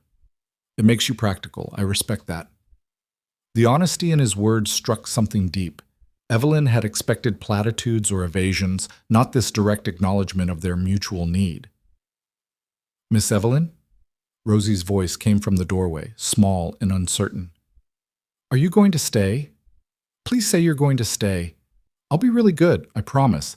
I'll do my lessons and help with chores, and I won't complain even when the work is hard." The plea was too much. Evelyn knelt down to the child's level, taking her small hands. "Rosie, if I stay, it won't be because you have to earn it by being good. It'll be because I want to be here, because I think we can help each other." "Does that mean yes?" Hope blazed in those storm blue eyes. Evelyn looked up at Lucas, saw the same hope reflected more cautiously in his face. She thought about the boarding house room that wasn't home, about wages that barely covered survival, about a town that would always remember her as the bride nobody wanted. Then she thought about this isolated ranch where she could build something meaningful, about Rosie's desperate need for stability, about the possibility of creating a place where she truly belonged. "Yes," Evelyn said, the word feeling both terrifying and right. "I'll take the position." Rosie's squeal of joy was deafening. She threw herself at Evelyn, nearly knocking her over with the force of her hug. Lucas's face broke into a genuine smile, transforming him from merely handsome to something that made Evelyn's heart skip in a way she firmly told herself was just relief at having made a decision. "Thank you," Lucas said simply. "You won't regret this." Evelyn hoped he was right. They stayed at the ranch another hour, Lucas showing her the storage shed where supplies were kept, the chicken coop that needed daily tending, the garden that was indeed struggling under his inept care. He explained his routine, the rhythms of ranch life, what she could expect in terms of daily responsibilities. It was a lot, but no more than she'd managed running the boarding house in Boston. The ride back to town, as the sun lowered toward the horizon, felt different from the journey out. Rosie dozed against Evelyn's shoulder, exhausted from excitement, while Lucas handled the reins with practiced ease. The silence between them was comfortable rather than awkward, the silence of two people who'd reached an understanding. "When would you want me to start?" Evelyn asked as the buildings of Redemption Springs came into view. "As soon as you can manage. I'd planned to head back tomorrow, but if you need more time to settle your affairs in town, we can wait a few days. Tomorrow is fine. I'll need to tell Mrs. Chen and Mrs. Patterson, pack my things, settle my account. But there's nothing keeping me here beyond that." The words felt heavier than she'd intended, a reminder of just how rootless she'd become, how little she'd managed to build in 3 short days. But they were true. She had no deep connections in Redemption Springs, no obligations that couldn't be quickly resolved. Lucas dropped her at the boarding house as the last light faded from the sky. "I'll come by at 8 tomorrow morning with the wagon. That give you enough time?" "More than enough." "Good." He hesitated, then added, "Miss Hart, Evelyn, if that's all right, I know this is a risk for you. I know you're taking a lot on faith. I just want you to know I appreciate it, and I'll do everything in my power to make sure you don't regret your decision." "Call me Evelyn," she agreed, "and I'm making this choice with eyes open, Mr. Clay. The risk is mine to take." "Lucas," he said, "if we're going to be living under the same roof, even as employer and employee, formality seems excessive." She nodded, and he drove off with Rosie still sleeping against his shoulder. Evelyn watched the wagon disappear into the darkness before turning to face the boarding house and the conversation she needed to have. Mrs. Patterson took the news with predictable disapproval. "A single woman, alone on a ranch with a widower? I hope you know what you're doing, Miss Hart. That sort of situation has a way of developing complications." "I'm going as an employee, nothing more," Evelyn said firmly. "And my personal choices are exactly that, personal."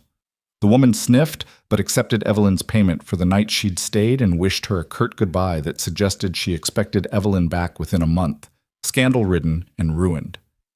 The conversation with Mrs. Chen and Sarah went better. Mrs. Chen grumbled about losing a worker she'd just trained, but acknowledged that the ranch position was too good to refuse. Sarah pulled Evelyn aside before she left the restaurant. "Are you sure about this?" her friend asked quietly. "It's been less than a week since you arrived. You're still reeling from what happened with Whitmore, making big decisions when you're vulnerable." "I'm not being reckless," Evelyn interrupted. I know it seems fast, but Sarah, what's my alternative?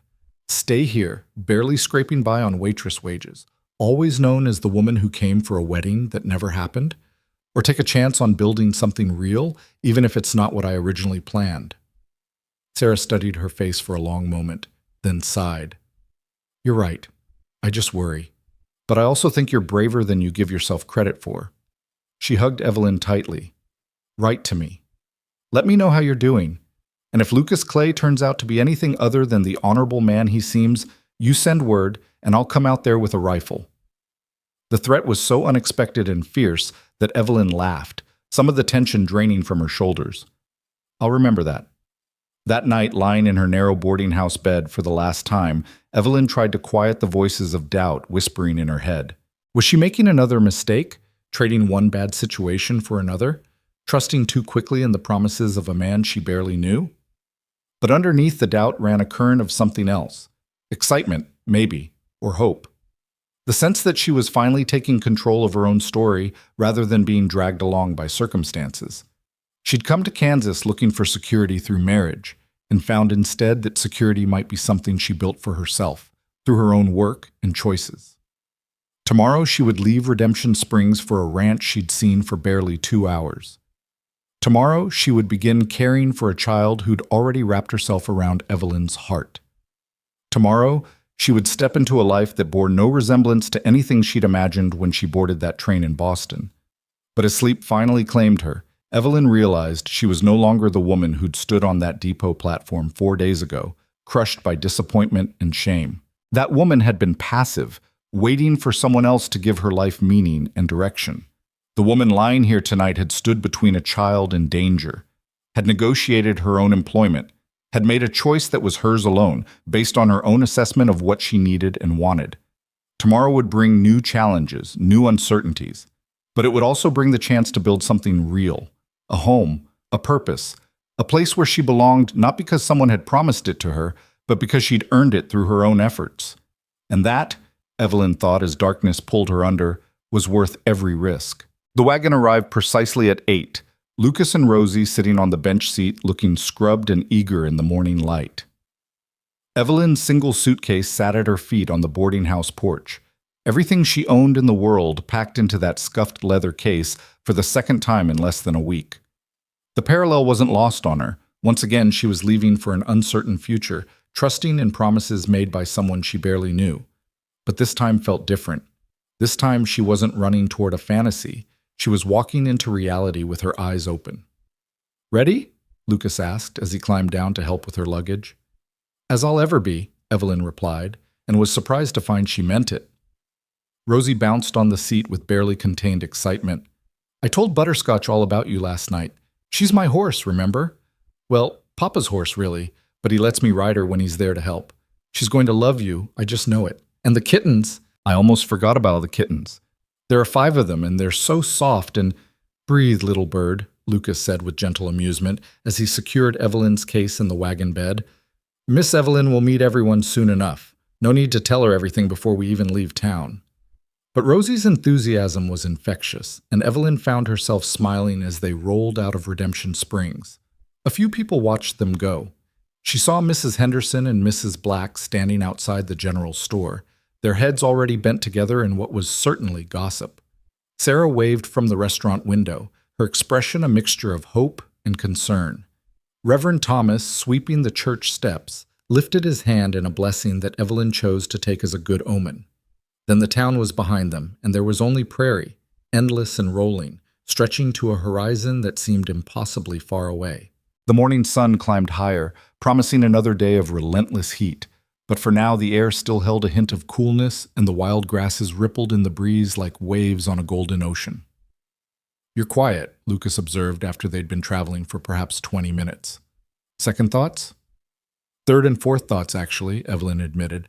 But I'm not changing my mind if that's what you're worried about. I'm not worried, just want to make sure you're all right. He glanced at her, his expression serious. This is a big change. It's all right to be nervous. Papa gets nervous too, Rosie contributed from where she sat between them. He tries to hide it, but I can tell. Like when he has to go to town for supplies and talk to the banker about money stuff. His voice gets all tight and his shoulders go up like this.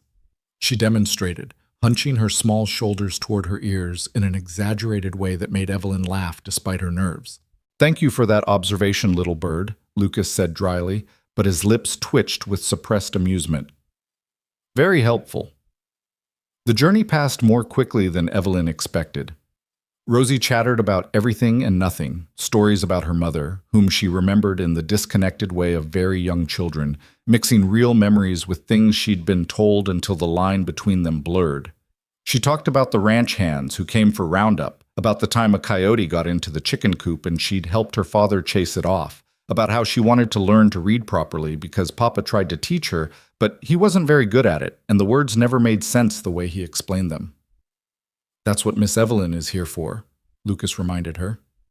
"She's going to be your teacher, remember? Which means you have to listen when she tells you to do your lessons." "I will, I promise." Rosie turned to Evelyn with enormous eyes. "I'm a very good listener. Papa says so." "Well, mostly. Sometimes I forget to listen because I'm thinking about other things, but I'm going to try really hard to remember with you."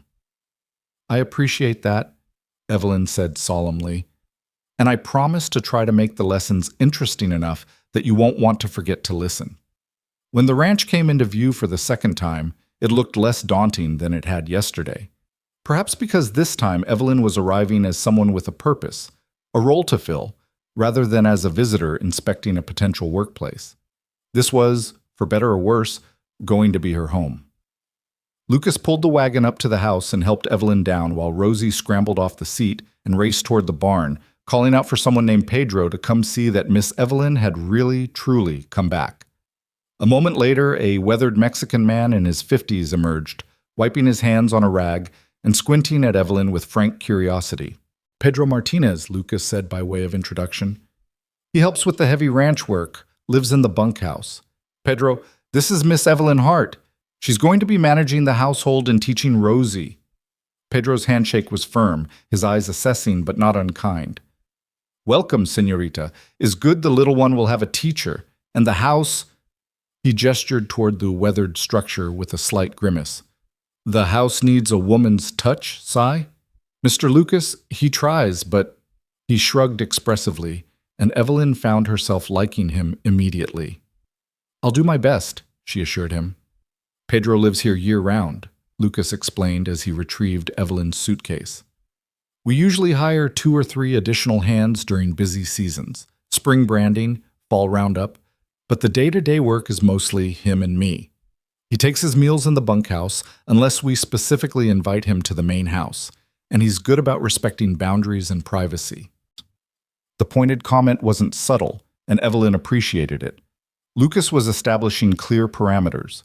This wasn't a situation where ranch hands would be constantly in and out of the house, where Evelyn would feel exposed or unsafe. She would have her own domain, her own space. Inside, the house felt different now that it was actually going to be hers to manage. Yesterday, she'd looked at it as a visitor, assessing. Today, she saw it as someone responsible for its functioning, and the scope of work ahead suddenly seemed enormous. The kitchen needed a thorough scrubbing. The floors wanted polishing. The windows were clean but would benefit from actual curtains. The furniture was adequate but could use cushions, some touches of comfort to make the space feel like a home, rather than just a place to sleep between work shifts. Lucas carried her suitcase upstairs to the room he'd shown her yesterday. It was exactly as she remembered, plain but spacious, with good light from the window and a sturdy bed covered in a faded quilt. A small dresser stood against one wall, a washstand with basin and pitcher against another, a simple wooden chair by the window. "I know it's sparse," Lucas said, setting down her case. "If you need anything, extra blankets, better furniture, whatever would make you more comfortable, just tell me. I can pick things up on the next supply run." "It's fine," Evelyn assured him. "More than fine, actually. I've stayed in much worse." He nodded, seeming relieved. "I'll let you get settled then. Take your time unpacking, getting your bearings. Lunch is usually around noon. Nothing fancy, just whatever can be thrown together quickly. But now that you're here—" He trailed off, looking almost embarrassed. "I'm not expecting miracles, but I'll admit the cooking around here has been pretty grim. If you can manage something that doesn't taste like charred boot leather, you'll be doing better than I have been." After he left, Evelyn stood in the center of her new room, letting the reality of her situation fully sink in. This was hers. Maybe not permanently, maybe only for as long as the arrangement worked, but for now, this space belonged to her. No Mrs. Patterson setting rules about meals and church attendance. No other borders to navigate around. Just this room, this ranch, this new life she'd chosen. She unpacked methodically, hanging her few dresses in the small wardrobe, arranging her hairbrush and pins on the dresser, setting her father's pocket watch on the windowsill where she could see it. The bundle of Theodore Whitmore's letters went into the bottom dresser drawer, and she paused with them in her hands, wondering if she should just burn them. But something made her keep them, tuck them away as a reminder of where she'd come from, of the mistakes and misjudgments that had led her to this moment. Downstairs, she found the kitchen and began the process of familiarizing herself with its contents. The stove was basic but functional, the pantry surprisingly well stocked with staples: flour, beans, rice, dried meat, coffee, sugar, canned goods. A root cellar accessed through a trap door in the floor held potatoes, onions, and carrots. The struggling garden visible through the window offered tomatoes, squash, and herbs that were surviving despite obvious neglect. She could work with this. More than that, she could make something good from this. Rosie appeared in the doorway, slightly out of breath. "Papa says I'm supposed to ask if you need help, but I'm not very good at cooking. I tried to make biscuits once and they came out like rocks. Papa said they'd be useful if we ever needed ammunition." Evelyn laughed. "Well, let's hope my biscuits turn out better than that. Why don't you show me where everything is kept? That would be very helpful." For the next hour, Rosie guided Evelyn through the kitchen's organization, such as it was, explaining where her father kept things, which pots were best for which purposes, which of the chickens were the most reliable layers. The child's knowledge was impressive for someone so young, evidence of how much responsibility she'd had to shoulder in her mother's absence. "Mama used to make the best cornbread," Rosie said at one point, her voice wistful. "Papa tries, but it's not the same. He puts in too much salt and forgets the honey. Do you know how to make cornbread?" "I do," Evelyn said gently. "And if you'd like, I can teach you your mama's way, if your papa remembers the recipe." Rosie's face lit up. "Really? You'd teach me? Then I could make it myself sometimes, and it would be like Mama was still here a little bit." The simple statement hit Evelyn square in the chest. This child wasn't looking to replace her mother. She was looking for ways to keep her mother's memory alive while also moving forward with her life. It was a delicate balance, and Evelyn silently vowed to help Rosie walk that line with as much grace and love as possible. By noon, Evelyn had managed to produce a simple but substantial lunch: fried ham with beans and fresh bread she'd found wrapped in cloth in the pantry, probably from Lucas's last trip to town. It wasn't fancy, but it was hot and properly seasoned, and the look on Lucas's face when he came in from working in the barn and smelled actual cooking was almost comical. "Is that real food?" he asked, washing his hands at the kitchen pump. "Food that might actually have flavor." "Don't get too excited," Evelyn said, plating the meal. "It's just simple fare. But yes, it should be edible." They ate at the kitchen table, the three of them, and Evelyn was struck by the strangeness of the domesticity. Just over a week ago, she'd been in Boston, preparing for a journey to marry a stranger.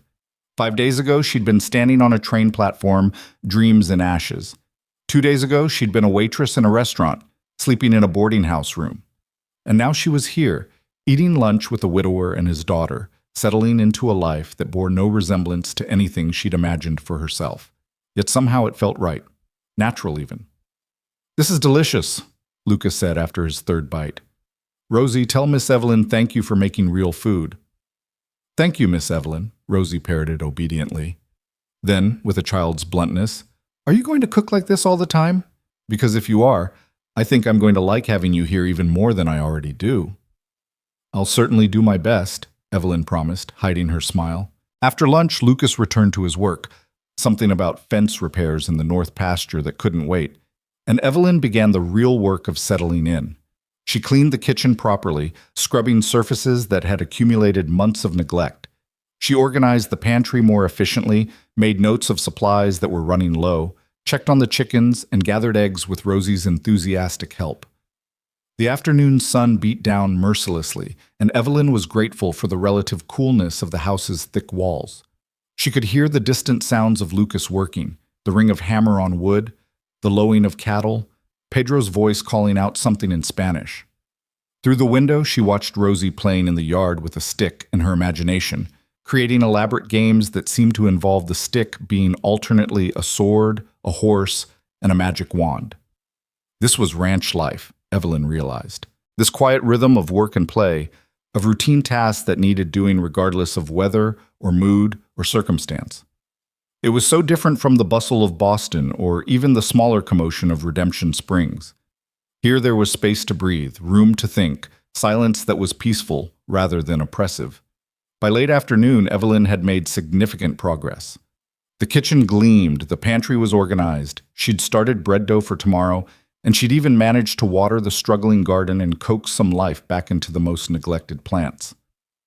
She was standing at the pump, washing the dirt from her hands, when she heard the sound of approaching horses, multiple horses, moving fast. Lucas appeared from the barn at the same moment, his expression shifting from neutral to wary. Pedro emerged as well, positioning himself near the corral gate with the subtle readiness of someone prepared for trouble. Rosie, who'd been playing near the porch, moved closer to the house without being told, her earlier exuberance replaced by sudden caution. 3 riders came into view, pulling up in the yard in a cloud of dust. The leader was a heavy-set man in his 50s with a thick gray beard and cold eyes that swept over the ranch with an air of proprietorship that immediately raised Evelyn's hackles. The 2 men flanking him were younger, harder-looking, with the kind of casual violence in their postures that spoke of men accustomed to getting their way through intimidation. "Clay," the bearded man said, not bothering with a greeting, "we need to talk." "Mr. Donovan," Lucas replied, his voice carefully neutral. "This is unexpected. What can I do for you?" Donovan's eyes found Evelyn standing by the pump, assessed her with an insulting thoroughness that made her skin crawl, then dismissed her as irrelevant. "I'm here about your debt. The loan from last year? You're 3 months behind on payments, and I'm losing patience." Evelyn saw Lucas's jaw tighten, saw his hands flex at his sides. "I told you when I was in town last month that I'd have the payment after the fall sale. Cattle prices are—" "I don't care about cattle prices," Donovan interrupted. "I care about getting what's owed to me. You borrowed $500 at 15% interest. By my calculation, you currently owe me nearly $700, and that number goes up every day you don't pay." $700. The sum was staggering, more money than Evelyn could imagine having access to. She saw the way Lucas's shoulders tensed, the way his expression carefully revealed nothing, and understood that this was the real reason he'd been so desperate to hire help at the ranch. He wasn't just stretched thin, he was drowning in debt, fighting to keep the ranch afloat while raising a daughter alone. "You'll have your money after the sale," Lucas repeated, his voice hard. "I've never failed to pay you before." "But you've never been this late before either." Donovan leaned forward in his saddle, and there was something predatory in the movement. "I'm starting to think maybe you're not good for the debt. Maybe I should call it in now, take the ranch as payment." "The ranch is worth 10 times what I owe you." Lucas moved slightly, positioning himself between Donovan and the house, between Donovan and Rosie.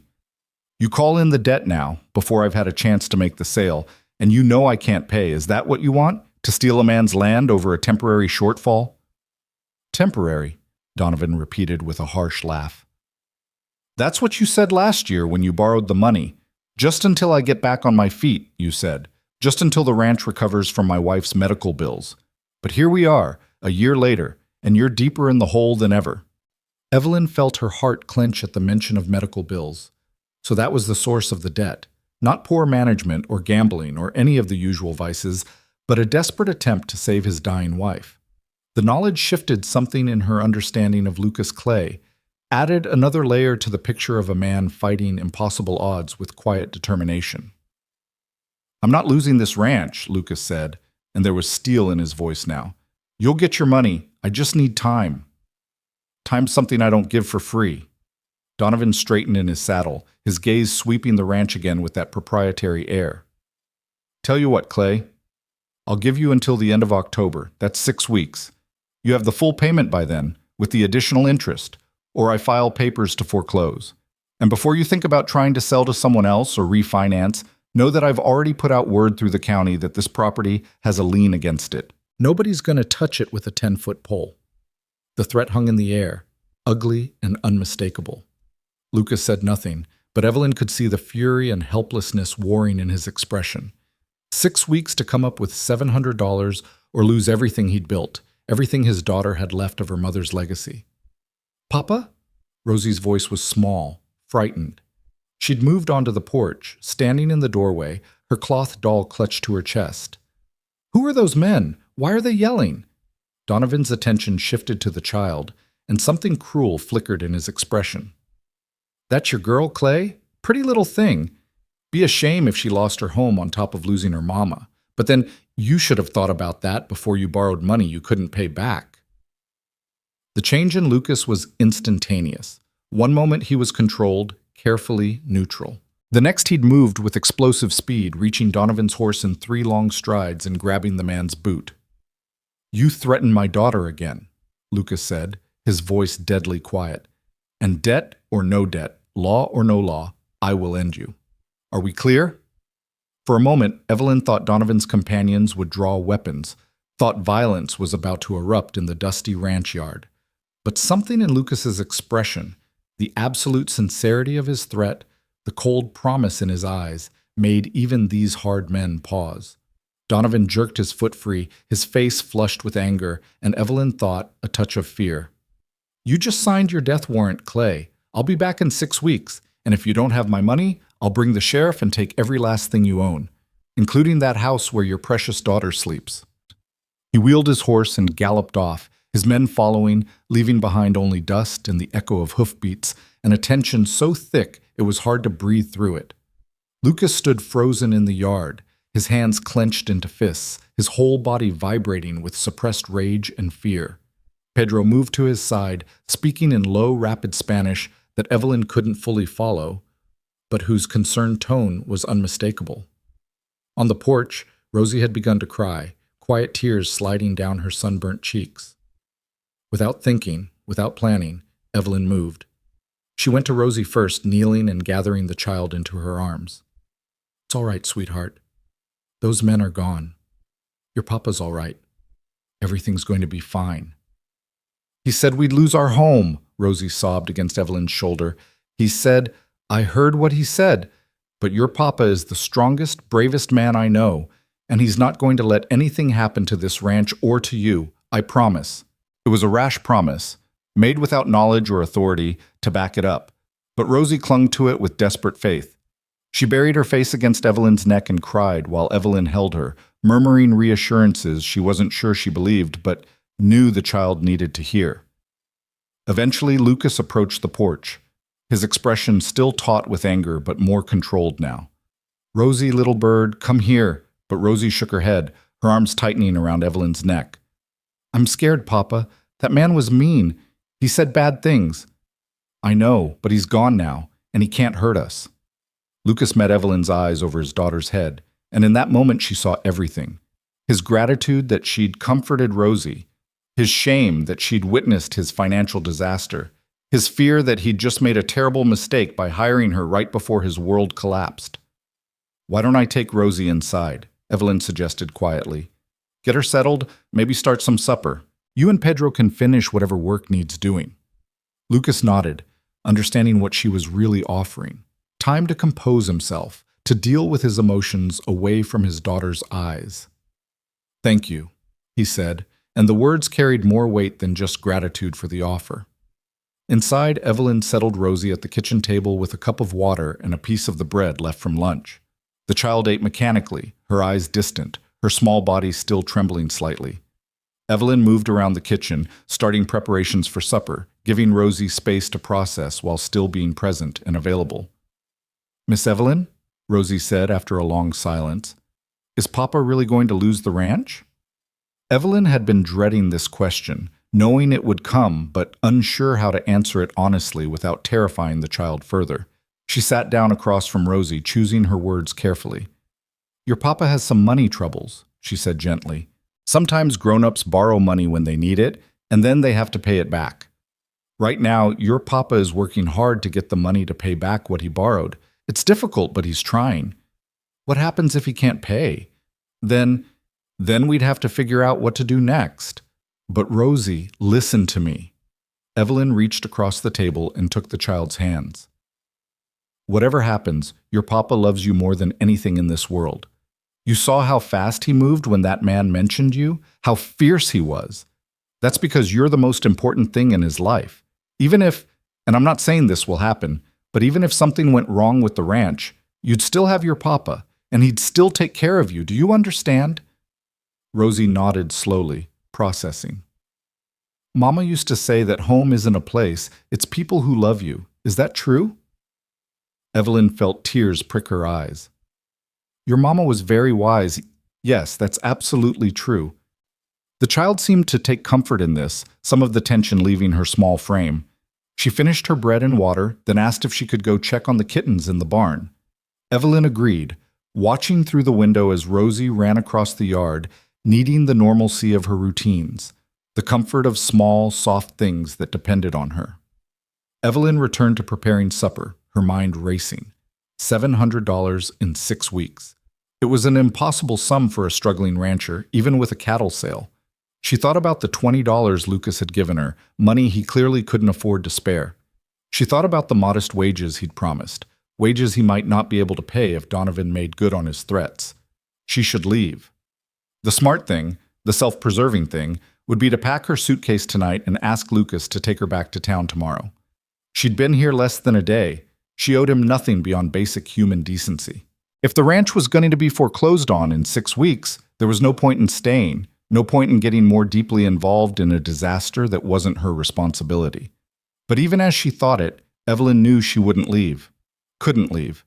Because downstairs in her dresser drawer lay letters from Theodore Whitmore, proof that she'd already run once toward false promises.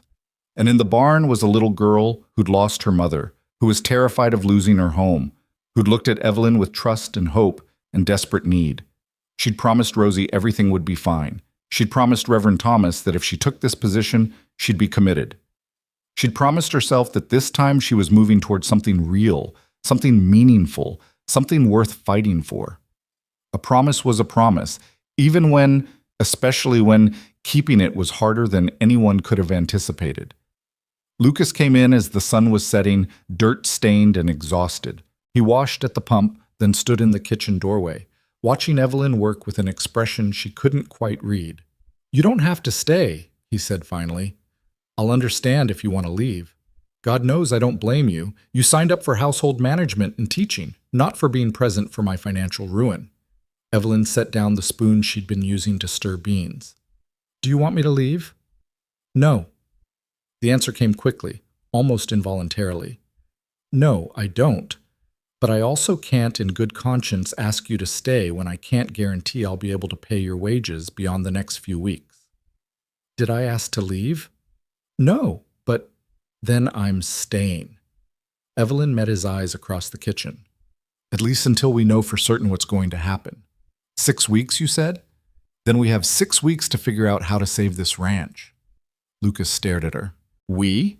You don't think I'm going to just stand by and watch while some greedy banker steals a child's home, do you?"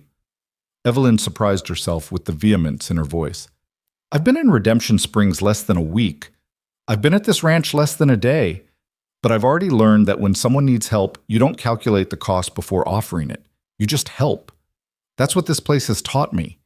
What Rosie taught me the moment she looked at me with those scared eyes." Something shifted in Lucas's expression. Surprise, gratitude, and something else, something warmer that made Evelyn's heart skip in a way that had nothing to do with the situation and everything to do with the man standing before her. "Thank you," he said quietly. "I don't deserve that kind of loyalty, especially from someone I barely know. But thank you."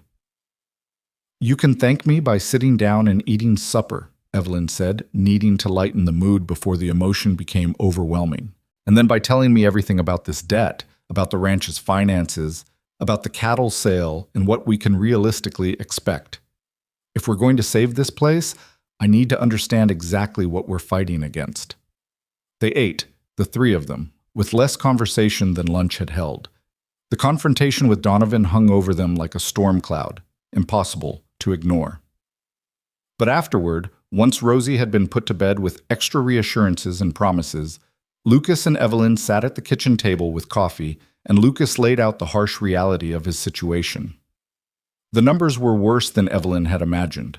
His wife's illness had drained their savings and forced him to borrow. 2 bad years of cattle prices had made it impossible to pay down the debt as quickly as he'd hoped. This year's sale would bring in maybe $500 if the prices held and the cattle were in good condition, which left him $200 short even before accounting for the interest that would accrue over the next 6 weeks. "I've thought about selling off land," Lucas admitted, "but Donovan's lien makes that nearly impossible. And even if I could find a buyer, I'd be selling the ranch piece by piece, destroying what I'm trying to save." "What about the horses?" Evelyn asked. "You mentioned horses when you first showed me the ranch. A few good breeding mares and 1 decent stallion, but selling them would cripple the ranch's future earning potential.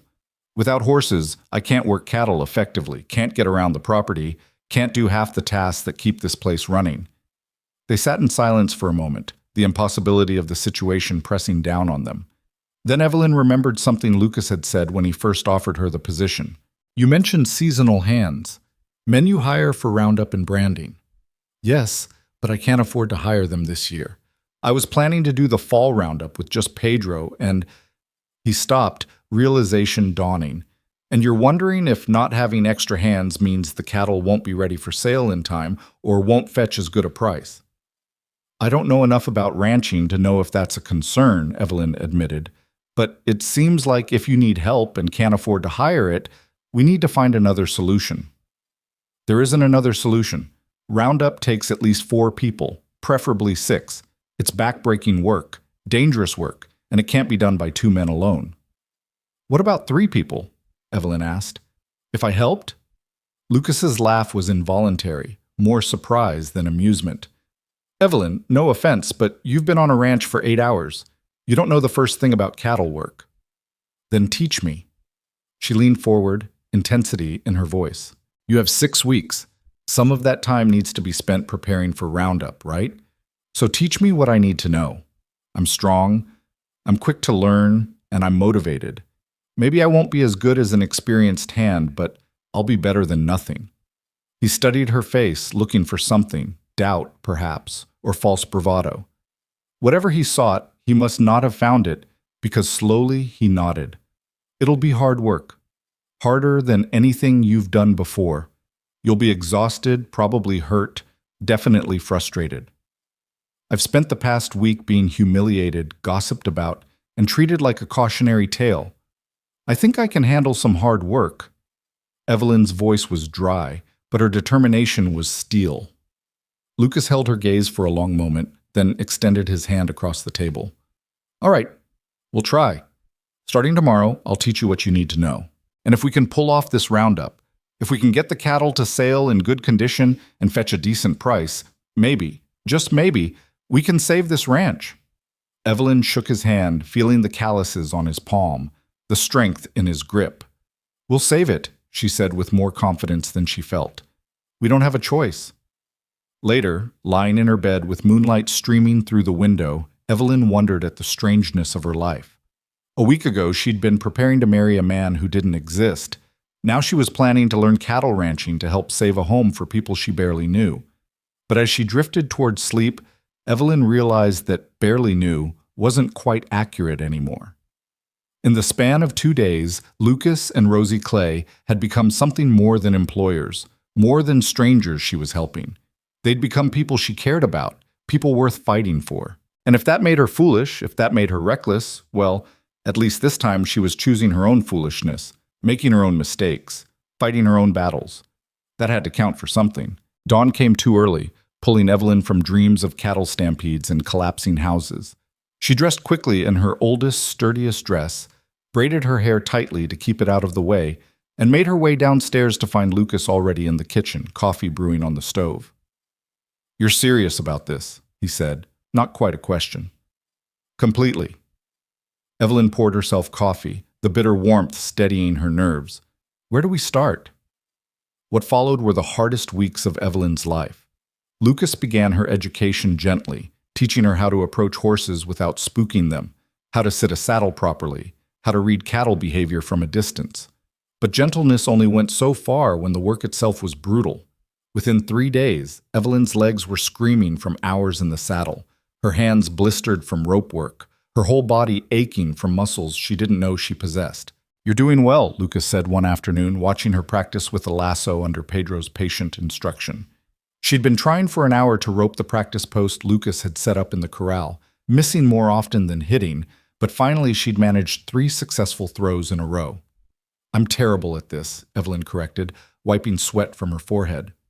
The September sun was still merciless, and her dress stuck to her back with perspiration. "You're better than I was after a week," Pedro offered kindly. "The señorita has good instincts. She just needs practice." Practice. Everything needed practice.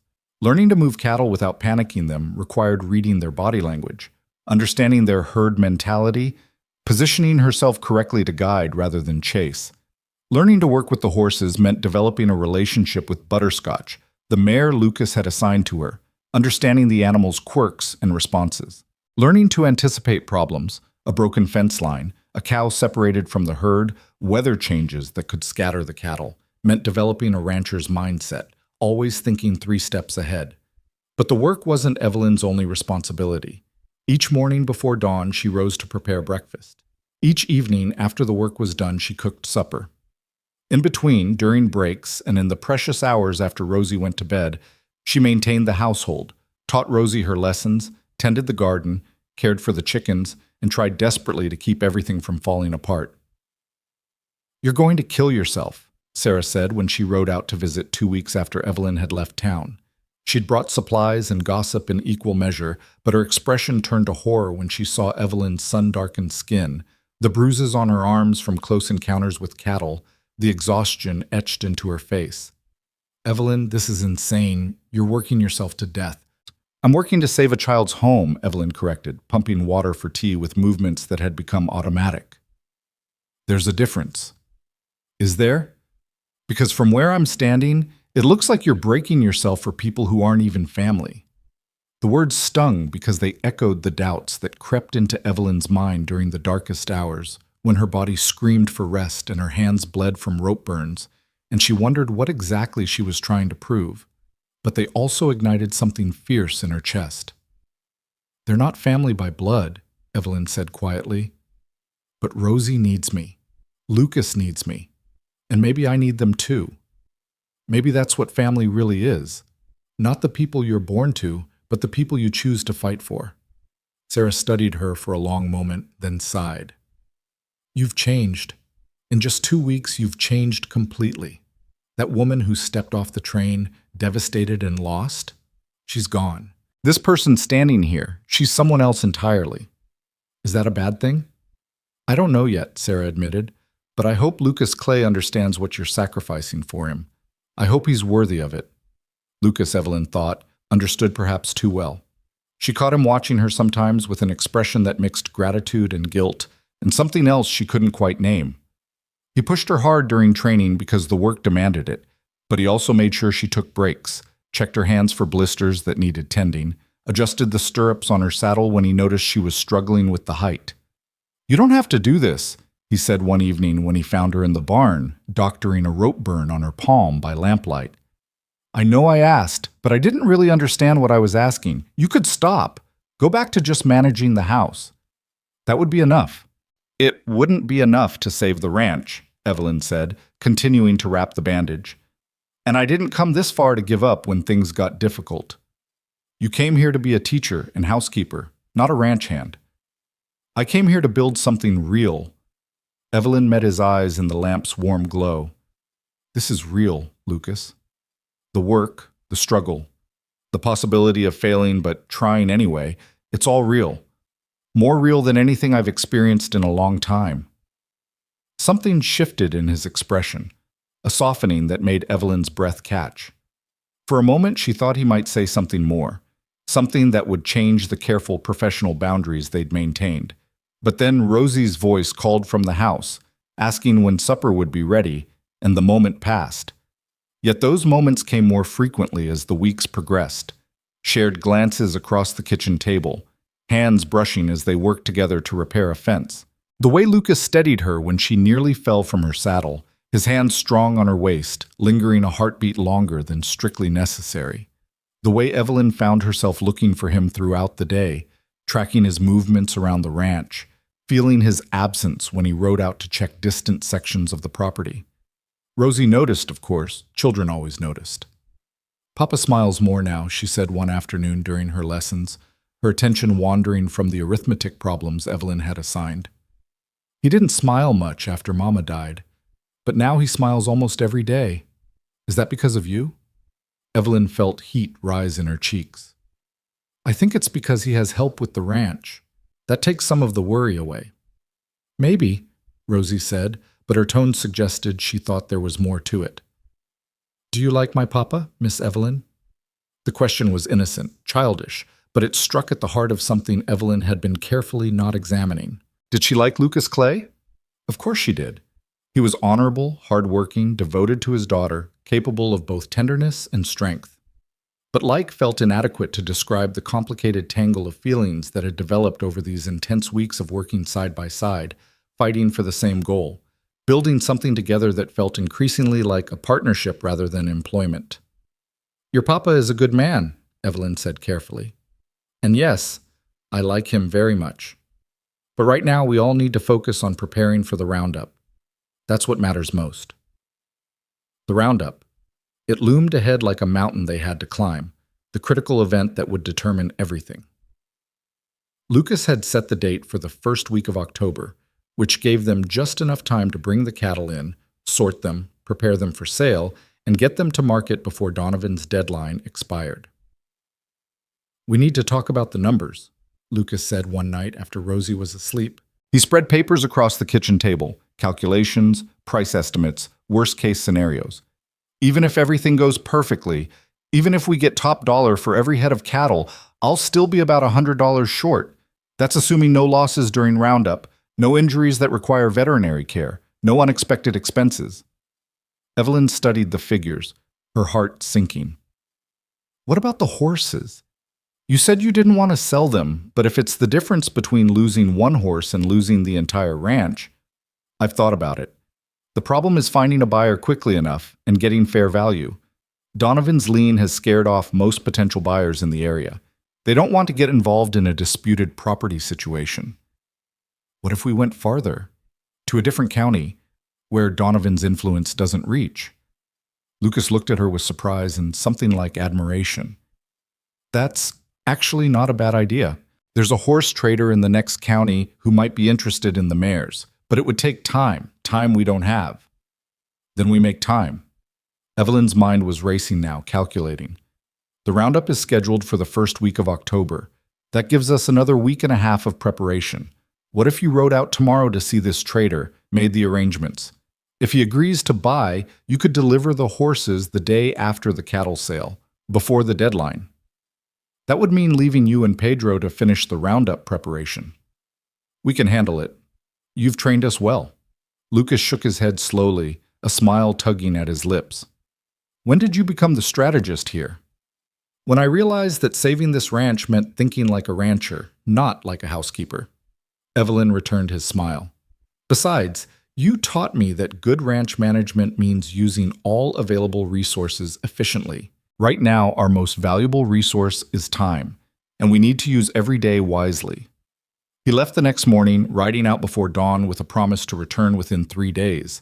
His absence created a strange hollow in the ranch's rhythm, something Evelyn felt more acutely than she'd expected.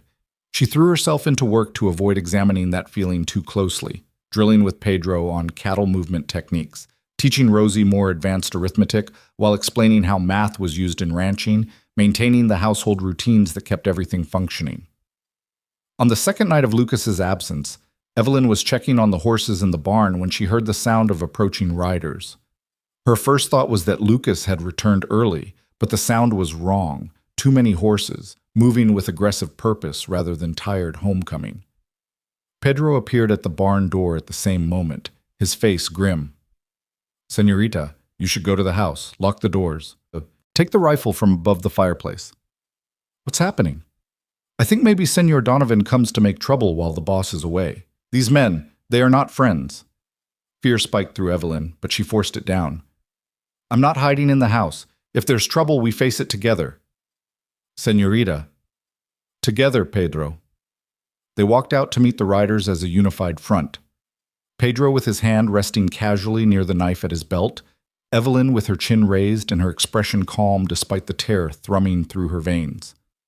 The riders pulled up in the yard, and Evelyn's heart sank when she recognized Donovan's heavy frame in the lead.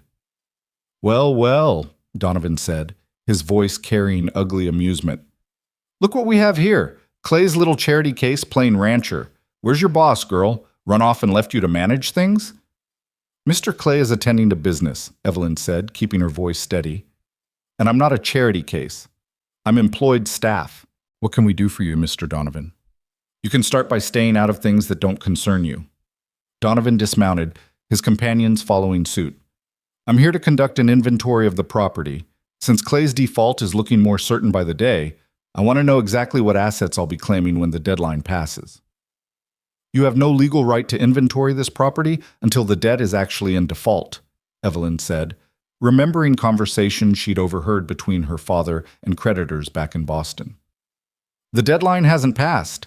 Until it does, this ranch belongs to Lucas Clay, and you're trespassing. Donovan's expression darkened. You got a smart mouth for someone in a precarious position. What do you think is going to happen here? You think you and this Mexican are going to stop me? Pedro moved slightly, positioning himself between Donovan and Evelyn, but she stepped forward, refusing to be shielded. I think you're a bully who preys on people in difficult situations. I think you lent Lucas money knowing he was desperate, probably at rates that should be illegal, and now you're circling like a vulture waiting for him to fail. But he's not going to fail. In 3 weeks, he'll have your money, and you'll have no claim on this property. 3 weeks? Donovan laughed, the sound harsh and mocking. You poor, deluded fool. Clay's been drowning for a year. You think a couple weeks of playing cowgirl is going to change that? I think you're worried, Evelyn said, the realization hitting her even as she spoke. You're here because you've heard we're preparing for Roundup. You know that if Lucas brings in a good herd and gets decent prices, he might actually make the payment. And that terrifies you, doesn't it? Because you want this ranch. You've wanted it all along. That's why you lent him money in the first place. Not to help, but to create a trap he couldn't escape. The accuracy of her assessment showed in Donovan's face, in the way his expression shifted from mockery to fury. You don't know what you're talking about. Don't I? This land borders your property to the south, doesn't it? Taking this ranch would expand your holdings significantly, but you couldn't just buy it outright. Lucas would never sell. So you waited for him to be desperate, lent him money with terms designed to fail, and now you're counting down to foreclosure. Evelyn took another step forward, fueled by righteous anger. But we're going to disappoint you, Mr. Donovan. This family is going to survive your scheme, and when they do, everyone in the county will know exactly what kind of man you are. For a moment, Donovan looked genuinely dangerous, his hand moving toward his belt. Pedro tensed, ready to intervene, and Evelyn's heart hammered so hard she thought it might burst from her chest. Then, from the house, came a small voice. Miss Evelyn, what's happening? Who are those men? Rosie stood on the porch in her nightgown, her doll clutched to her chest, her eyes huge with fear. The sight of the child, vulnerable, frightened, caught in the middle of adult conflict she shouldn't have to witness, seemed to break through even Donovan's fury. He stared at Rosie for a long moment, and something shifted in his expression. You think I'm a monster, he said to Evelyn, his voice lower now, almost reflective. Maybe I am. This business makes monsters of us all eventually. But I'll tell you something. I got 7 children of my own, 7 mouths to feed, 7 futures to secure. That's why I do what I do. That's why I can't afford to be soft. Then don't be soft, Evelyn said quietly. Be fair. Honor the deadline you set. If Lucas makes the payment, accept it and walk away. Don't manufacture reasons to take what isn't yours. Donovan mounted his horse, his companions following suit. But before riding off, he looked down at Evelyn with an expression that might have been grudging respect. 3 weeks, he said. Clay brings me $700 by October 31st. We're square. He fails, I take the ranch. Fair enough for you? Fair enough, Evelyn agreed. After they rode off, Pedro let out a long breath. Senorita, that was very brave. Also very foolish. That man, he could have hurt you. He could have, Evelyn agreed, her legs suddenly shaking as the adrenaline drained away. But he didn't, because ultimately he's not a monster. He's just a desperate man doing desperate things, same as we are. Lucas returned the next evening, exhausted and covered in trail dust, but triumphant. The horse trader had agreed to buy 2 of the mares for $300, not as much as they were worth, but enough to make a significant difference. When Evelyn told him about Donovan's visit, about the confrontation, and what she'd said, his expression cycled through alarm, anger, and finally something that looked very much like awe. You faced down Donovan, he said slowly. You called him out, threatened to expose his scheme to the whole county, and sent him packing, while I was gone. Pedro was there, Evelyn pointed out. I wasn't alone. Pedro says you stepped in front of him, says you wouldn't let him protect you, insisted on handling it yourself. Evelyn shrugged, uncomfortable with the intensity of Lucas's gaze. Someone needed to stand up to him. You weren't here, so I did it. Why? The question was quiet, sincere. Why risk yourself for this? For us? The answer came easily, honestly, stripped of pretense or calculation. Because Rosie was standing on that porch in her nightgown, scared and needing someone to make her feel safe. Because this ranch isn't just property, it's her home, her mother's legacy, the only stability she's ever known. Because walking away would have been easier, but sometimes the right thing to do is the harder thing. She paused, then added, and because somewhere along the way, this stopped being just a job. This became my fight too. Lucas crossed the space between them in 2 strides, and suddenly his hands were framing her face, his eyes searching hers with an intensity that stole her breath. Evelyn, he said, and her name on his lips sounded like a prayer, like a promise. I don't know how this happened. Don't know when you stopped being the stranger I hired and became the person I can't imagine living without. But I need you to know, whether we save this ranch or lose it, whether we have everything or nothing, I'm grateful you're here. Grateful for your courage, your strength, your ridiculous, stubborn determination to fight for people who aren't even your family. They are my family, Evelyn whispered. You and Rosie both. That's what you don't understand, Lucas. I didn't have anywhere to belong until I came here. Didn't have anyone who needed me, anyone I could fight for. You gave me that, both of you. So saving this ranch isn't some noble sacrifice. It's saving my home too. The kiss happened naturally, inevitably, as if they'd been moving toward this moment since the day Evelyn had stood between Rosie and danger at the restaurant. Lucas's lips were warm and gentle, questioning rather than demanding, and Evelyn answered by rising on her toes, by threading her fingers through his hair, by pouring into the kiss all the words she couldn't quite say aloud. When they finally broke apart, both breathing hard, Lucas rested his forehead against hers. This complicates things. Everything's already complicated, Evelyn pointed out. What's one more complication? His laugh was soft, relieved. Fair point, but Evelyn, I need you to understand. I'm not Theodore Whitmore. I'm not going to make promises I can't keep or paint pictures of a life that doesn't exist. What I can promise is this. Whatever happens with the ranch, whatever the future brings, I'll be honest with you, always. You deserve that much. I know, Evelyn said simply. I've known from the start that you're nothing like him. That's why I stayed. The roundup began 3 days later in the cold darkness of pre-dawn October. They rode out together, Lucas, Evelyn, and Pedro, leaving Rosie with strict instructions to stay at the house and tend to her chores. The work was every bit as brutal as Evelyn had feared.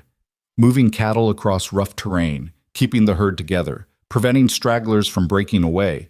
It required constant vigilance, quick reactions, and physical stamina she barely possessed. By the second day, Evelyn's body was screaming. Every muscle ached, her hands were raw despite the gloves, and she'd been kicked by a particularly ornery steer hard enough to leave a bruise that bloomed across her thigh in shades of purple and green. But she kept going, driven by determination and the knowledge that failure meant losing everything. On the third day, disaster struck. A rattlesnake spooked the herd, causing a partial stampede that scattered cattle across 2 valleys. It took them hours to round up the strays, and in the chaos, Evelyn's horse stumbled, sending her flying. She hit the ground hard, the impact knocking the wind from her lungs, and for a terrifying moment she couldn't breathe, couldn't move, could only lie there gasping while Lucas's voice shouted her name. Then he was there, kneeling beside her, his hands running over her limbs, checking for breaks, his face pale with fear. "Evelyn, talk to me. Are you hurt? Can you move?"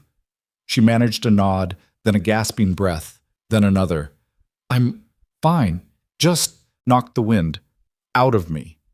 "You're not fine. You could have been killed. God, Evelyn, when I saw you fall..." His voice broke, and she realized with shock that his hands were shaking. "But I didn't die," she said when she could speak properly. "I fell, and I got up, and we're going to finish this roundup. We're too close to quit now.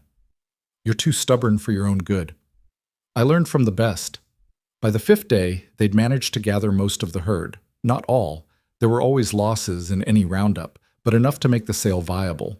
The cattle were penned, sorted, the best specimens identified for sale.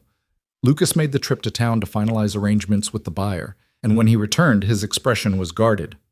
"The market's down," he said, the words heavy. "Not catastrophically, but enough to matter. Best estimate now is $450 for the cattle.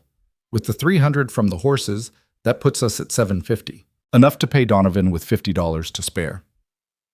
Relief crashed over Evelyn like a wave. They'd done it.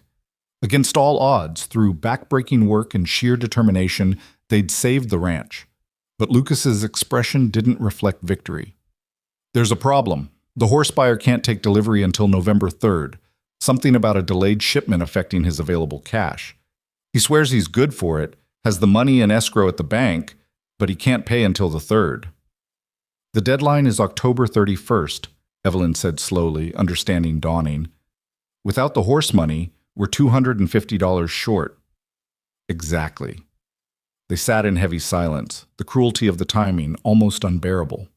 So close. They'd worked so hard, sacrificed so much, and they were going to fail because of 3 days. "We could ask Donovan for an extension," Evelyn suggested, though she already knew it was hopeless. "He won't give one. He's been waiting for this, counting on something going wrong, some delay or disaster that would let him take the ranch despite our efforts." Lucas's voice was flat, defeated. "I'm going to lose my home. I'm going to lose Rosie's inheritance, and there's nothing I can do about it." Evelyn's mind raced, cycling through possibilities and rejecting them one by one. They couldn't borrow from the bank. The lien prevented it. They couldn't sell anything else quickly enough. They couldn't... "Wait. The $20, Evelyn said suddenly.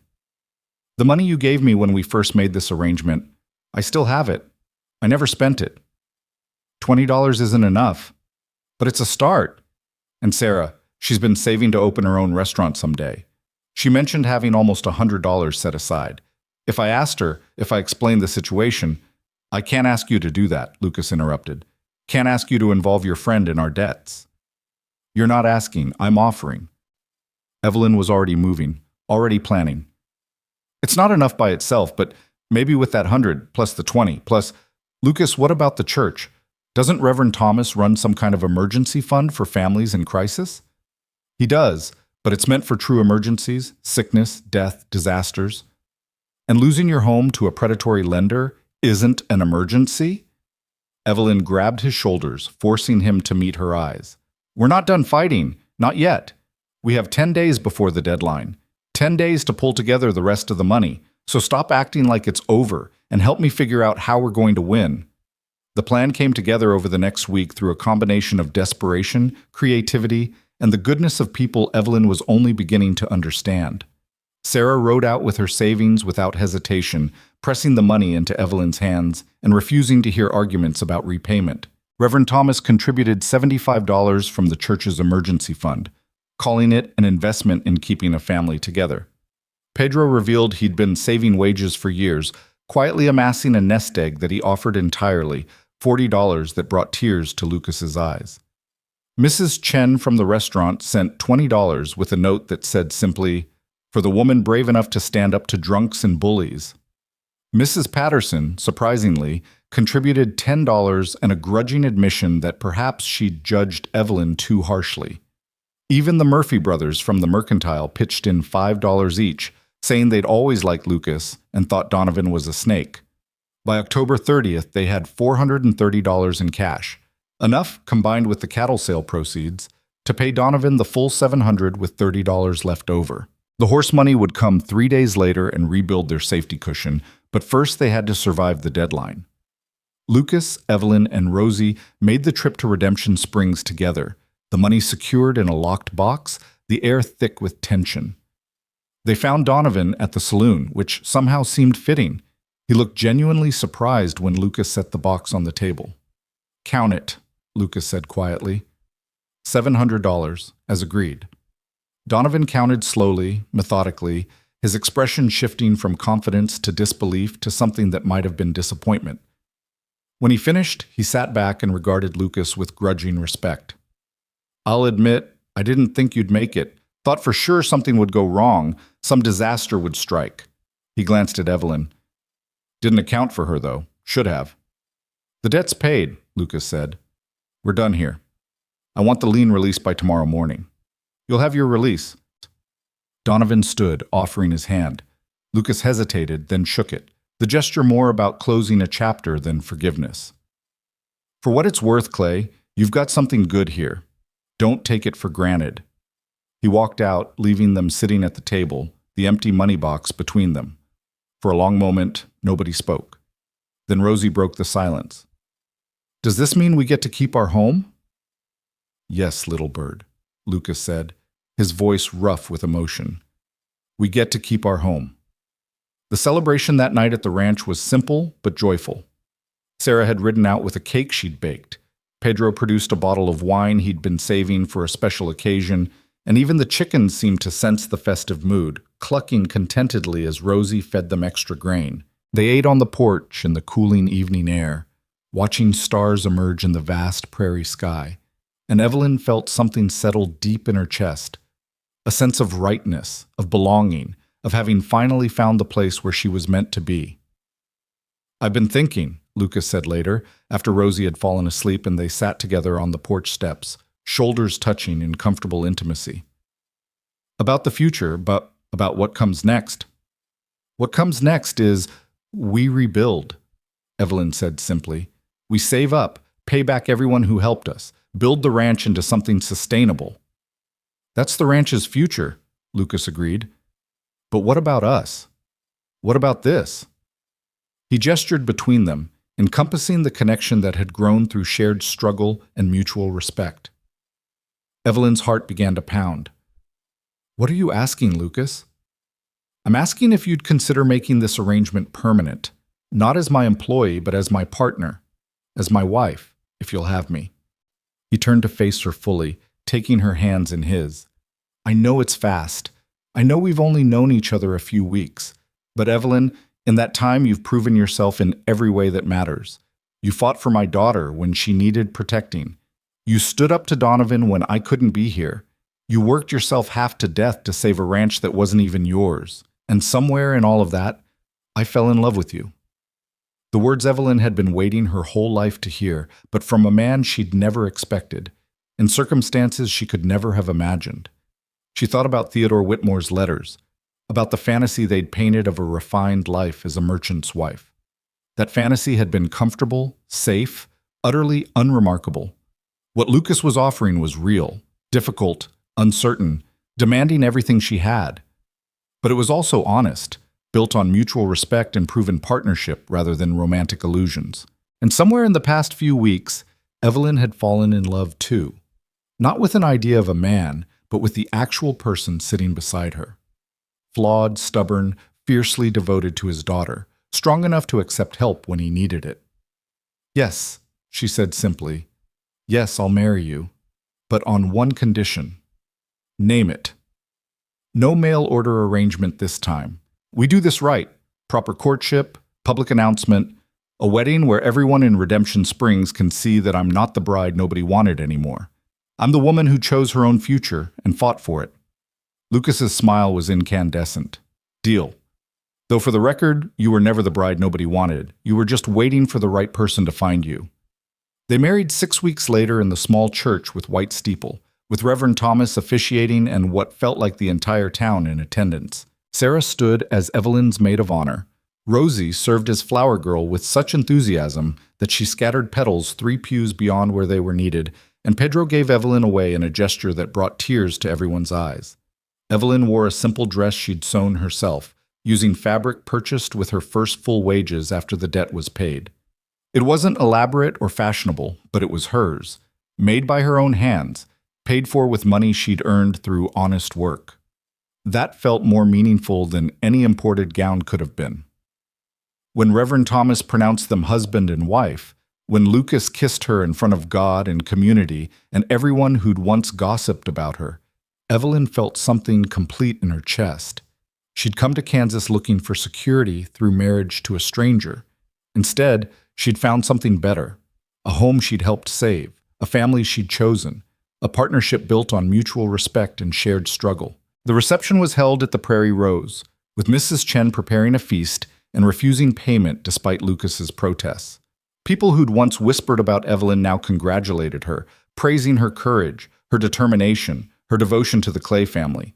Mrs. Henderson even apologized, awkwardly but sincerely, for her earlier cruel words. "You've proven yourself," the woman said.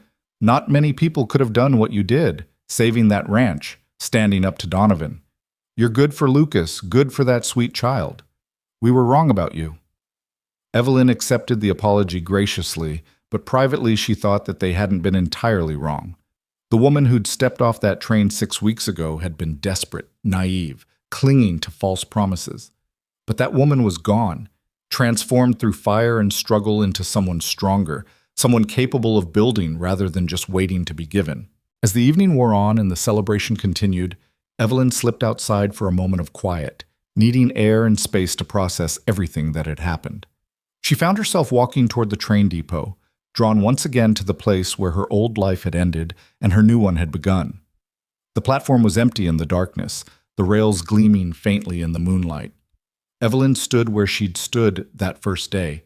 Remember the despair and humiliation, the sense that she'd reached the absolute bottom with nowhere to go but down. "Found you," Lucas said, appearing beside her. "You all right?" "More than all right," Evelyn assured him. "Just thinking about how different everything is from what I expected. When I came here, I was looking for a husband to give me security, stability, respectability. Instead, I found myself." "And a husband," Lucas pointed out with a smile. "And a husband," Evelyn agreed, leaning into his warmth. "But not because someone promised me security. Because we built something together. Because we chose each other, knowing all the flaws and difficulties and challenges. That's worth more than any fantasy could ever be." They stood together on the platform where Evelyn's journey had begun, looking out at the vast prairie darkness, and Evelyn thought about all the paths that had led her to this moment. The loss of her father, the desperate decision to answer an advertisement, the train journey west, the crushing disappointment of Whitmore's absence. Every step, every mistake, every moment of despair had been necessary to bring her here, to this place, this man, this life she'd built through her own courage and determination. "Thank you," she said quietly. "For what?" "For seeing me. For giving me the chance to prove myself. For letting me be part of something real." Lucas pulled her closer, his arms strong and steady around her. "Thank you for staying, for fighting, for choosing us when you could have walked away." Behind them, music drifted from the restaurant where their wedding guests were still celebrating. Ahead, the ranch waited. Their home now, truly theirs, saved through struggle and sacrifice, and the generosity of a community that had learned to embrace the stranger in their midst. Evelyn had come to Kansas as a mail-order bride, expecting to find security through marriage. Instead, she'd discovered that security wasn't something someone else could give you. It was something you built yourself, through work and courage and the willingness to fight for what mattered. She'd come looking for a place to belong and found instead that belonging wasn't about geography or circumstance. It was about people, the ones you chose to love, to fight for, to build a life with against all odds. And standing there on that train platform, with her husband's arms around her and her future stretching ahead as vast and full of possibility as the prairie itself, Evelyn knew with absolute certainty that she was exactly where she was meant to be. Not because some advertisement had promised it, not because fate had ordained it, but because she'd chosen it, chosen to stay, to fight, to love, to build something real from the ashes of broken dreams. The bride nobody wanted had become the woman everyone respected. More importantly, she'd become the woman she herself respected, strong, capable, worthy of the life she'd fought so hard to create. And that, Evelyn thought as Lucas took her hand and they walked together back toward the light and warmth and celebration waiting at the restaurant, was the best kind of happy ending. The kind you earned through courage, determination, and the absolute refusal to give up even when everything seemed lost. The kind worth fighting for. The kind that lasted.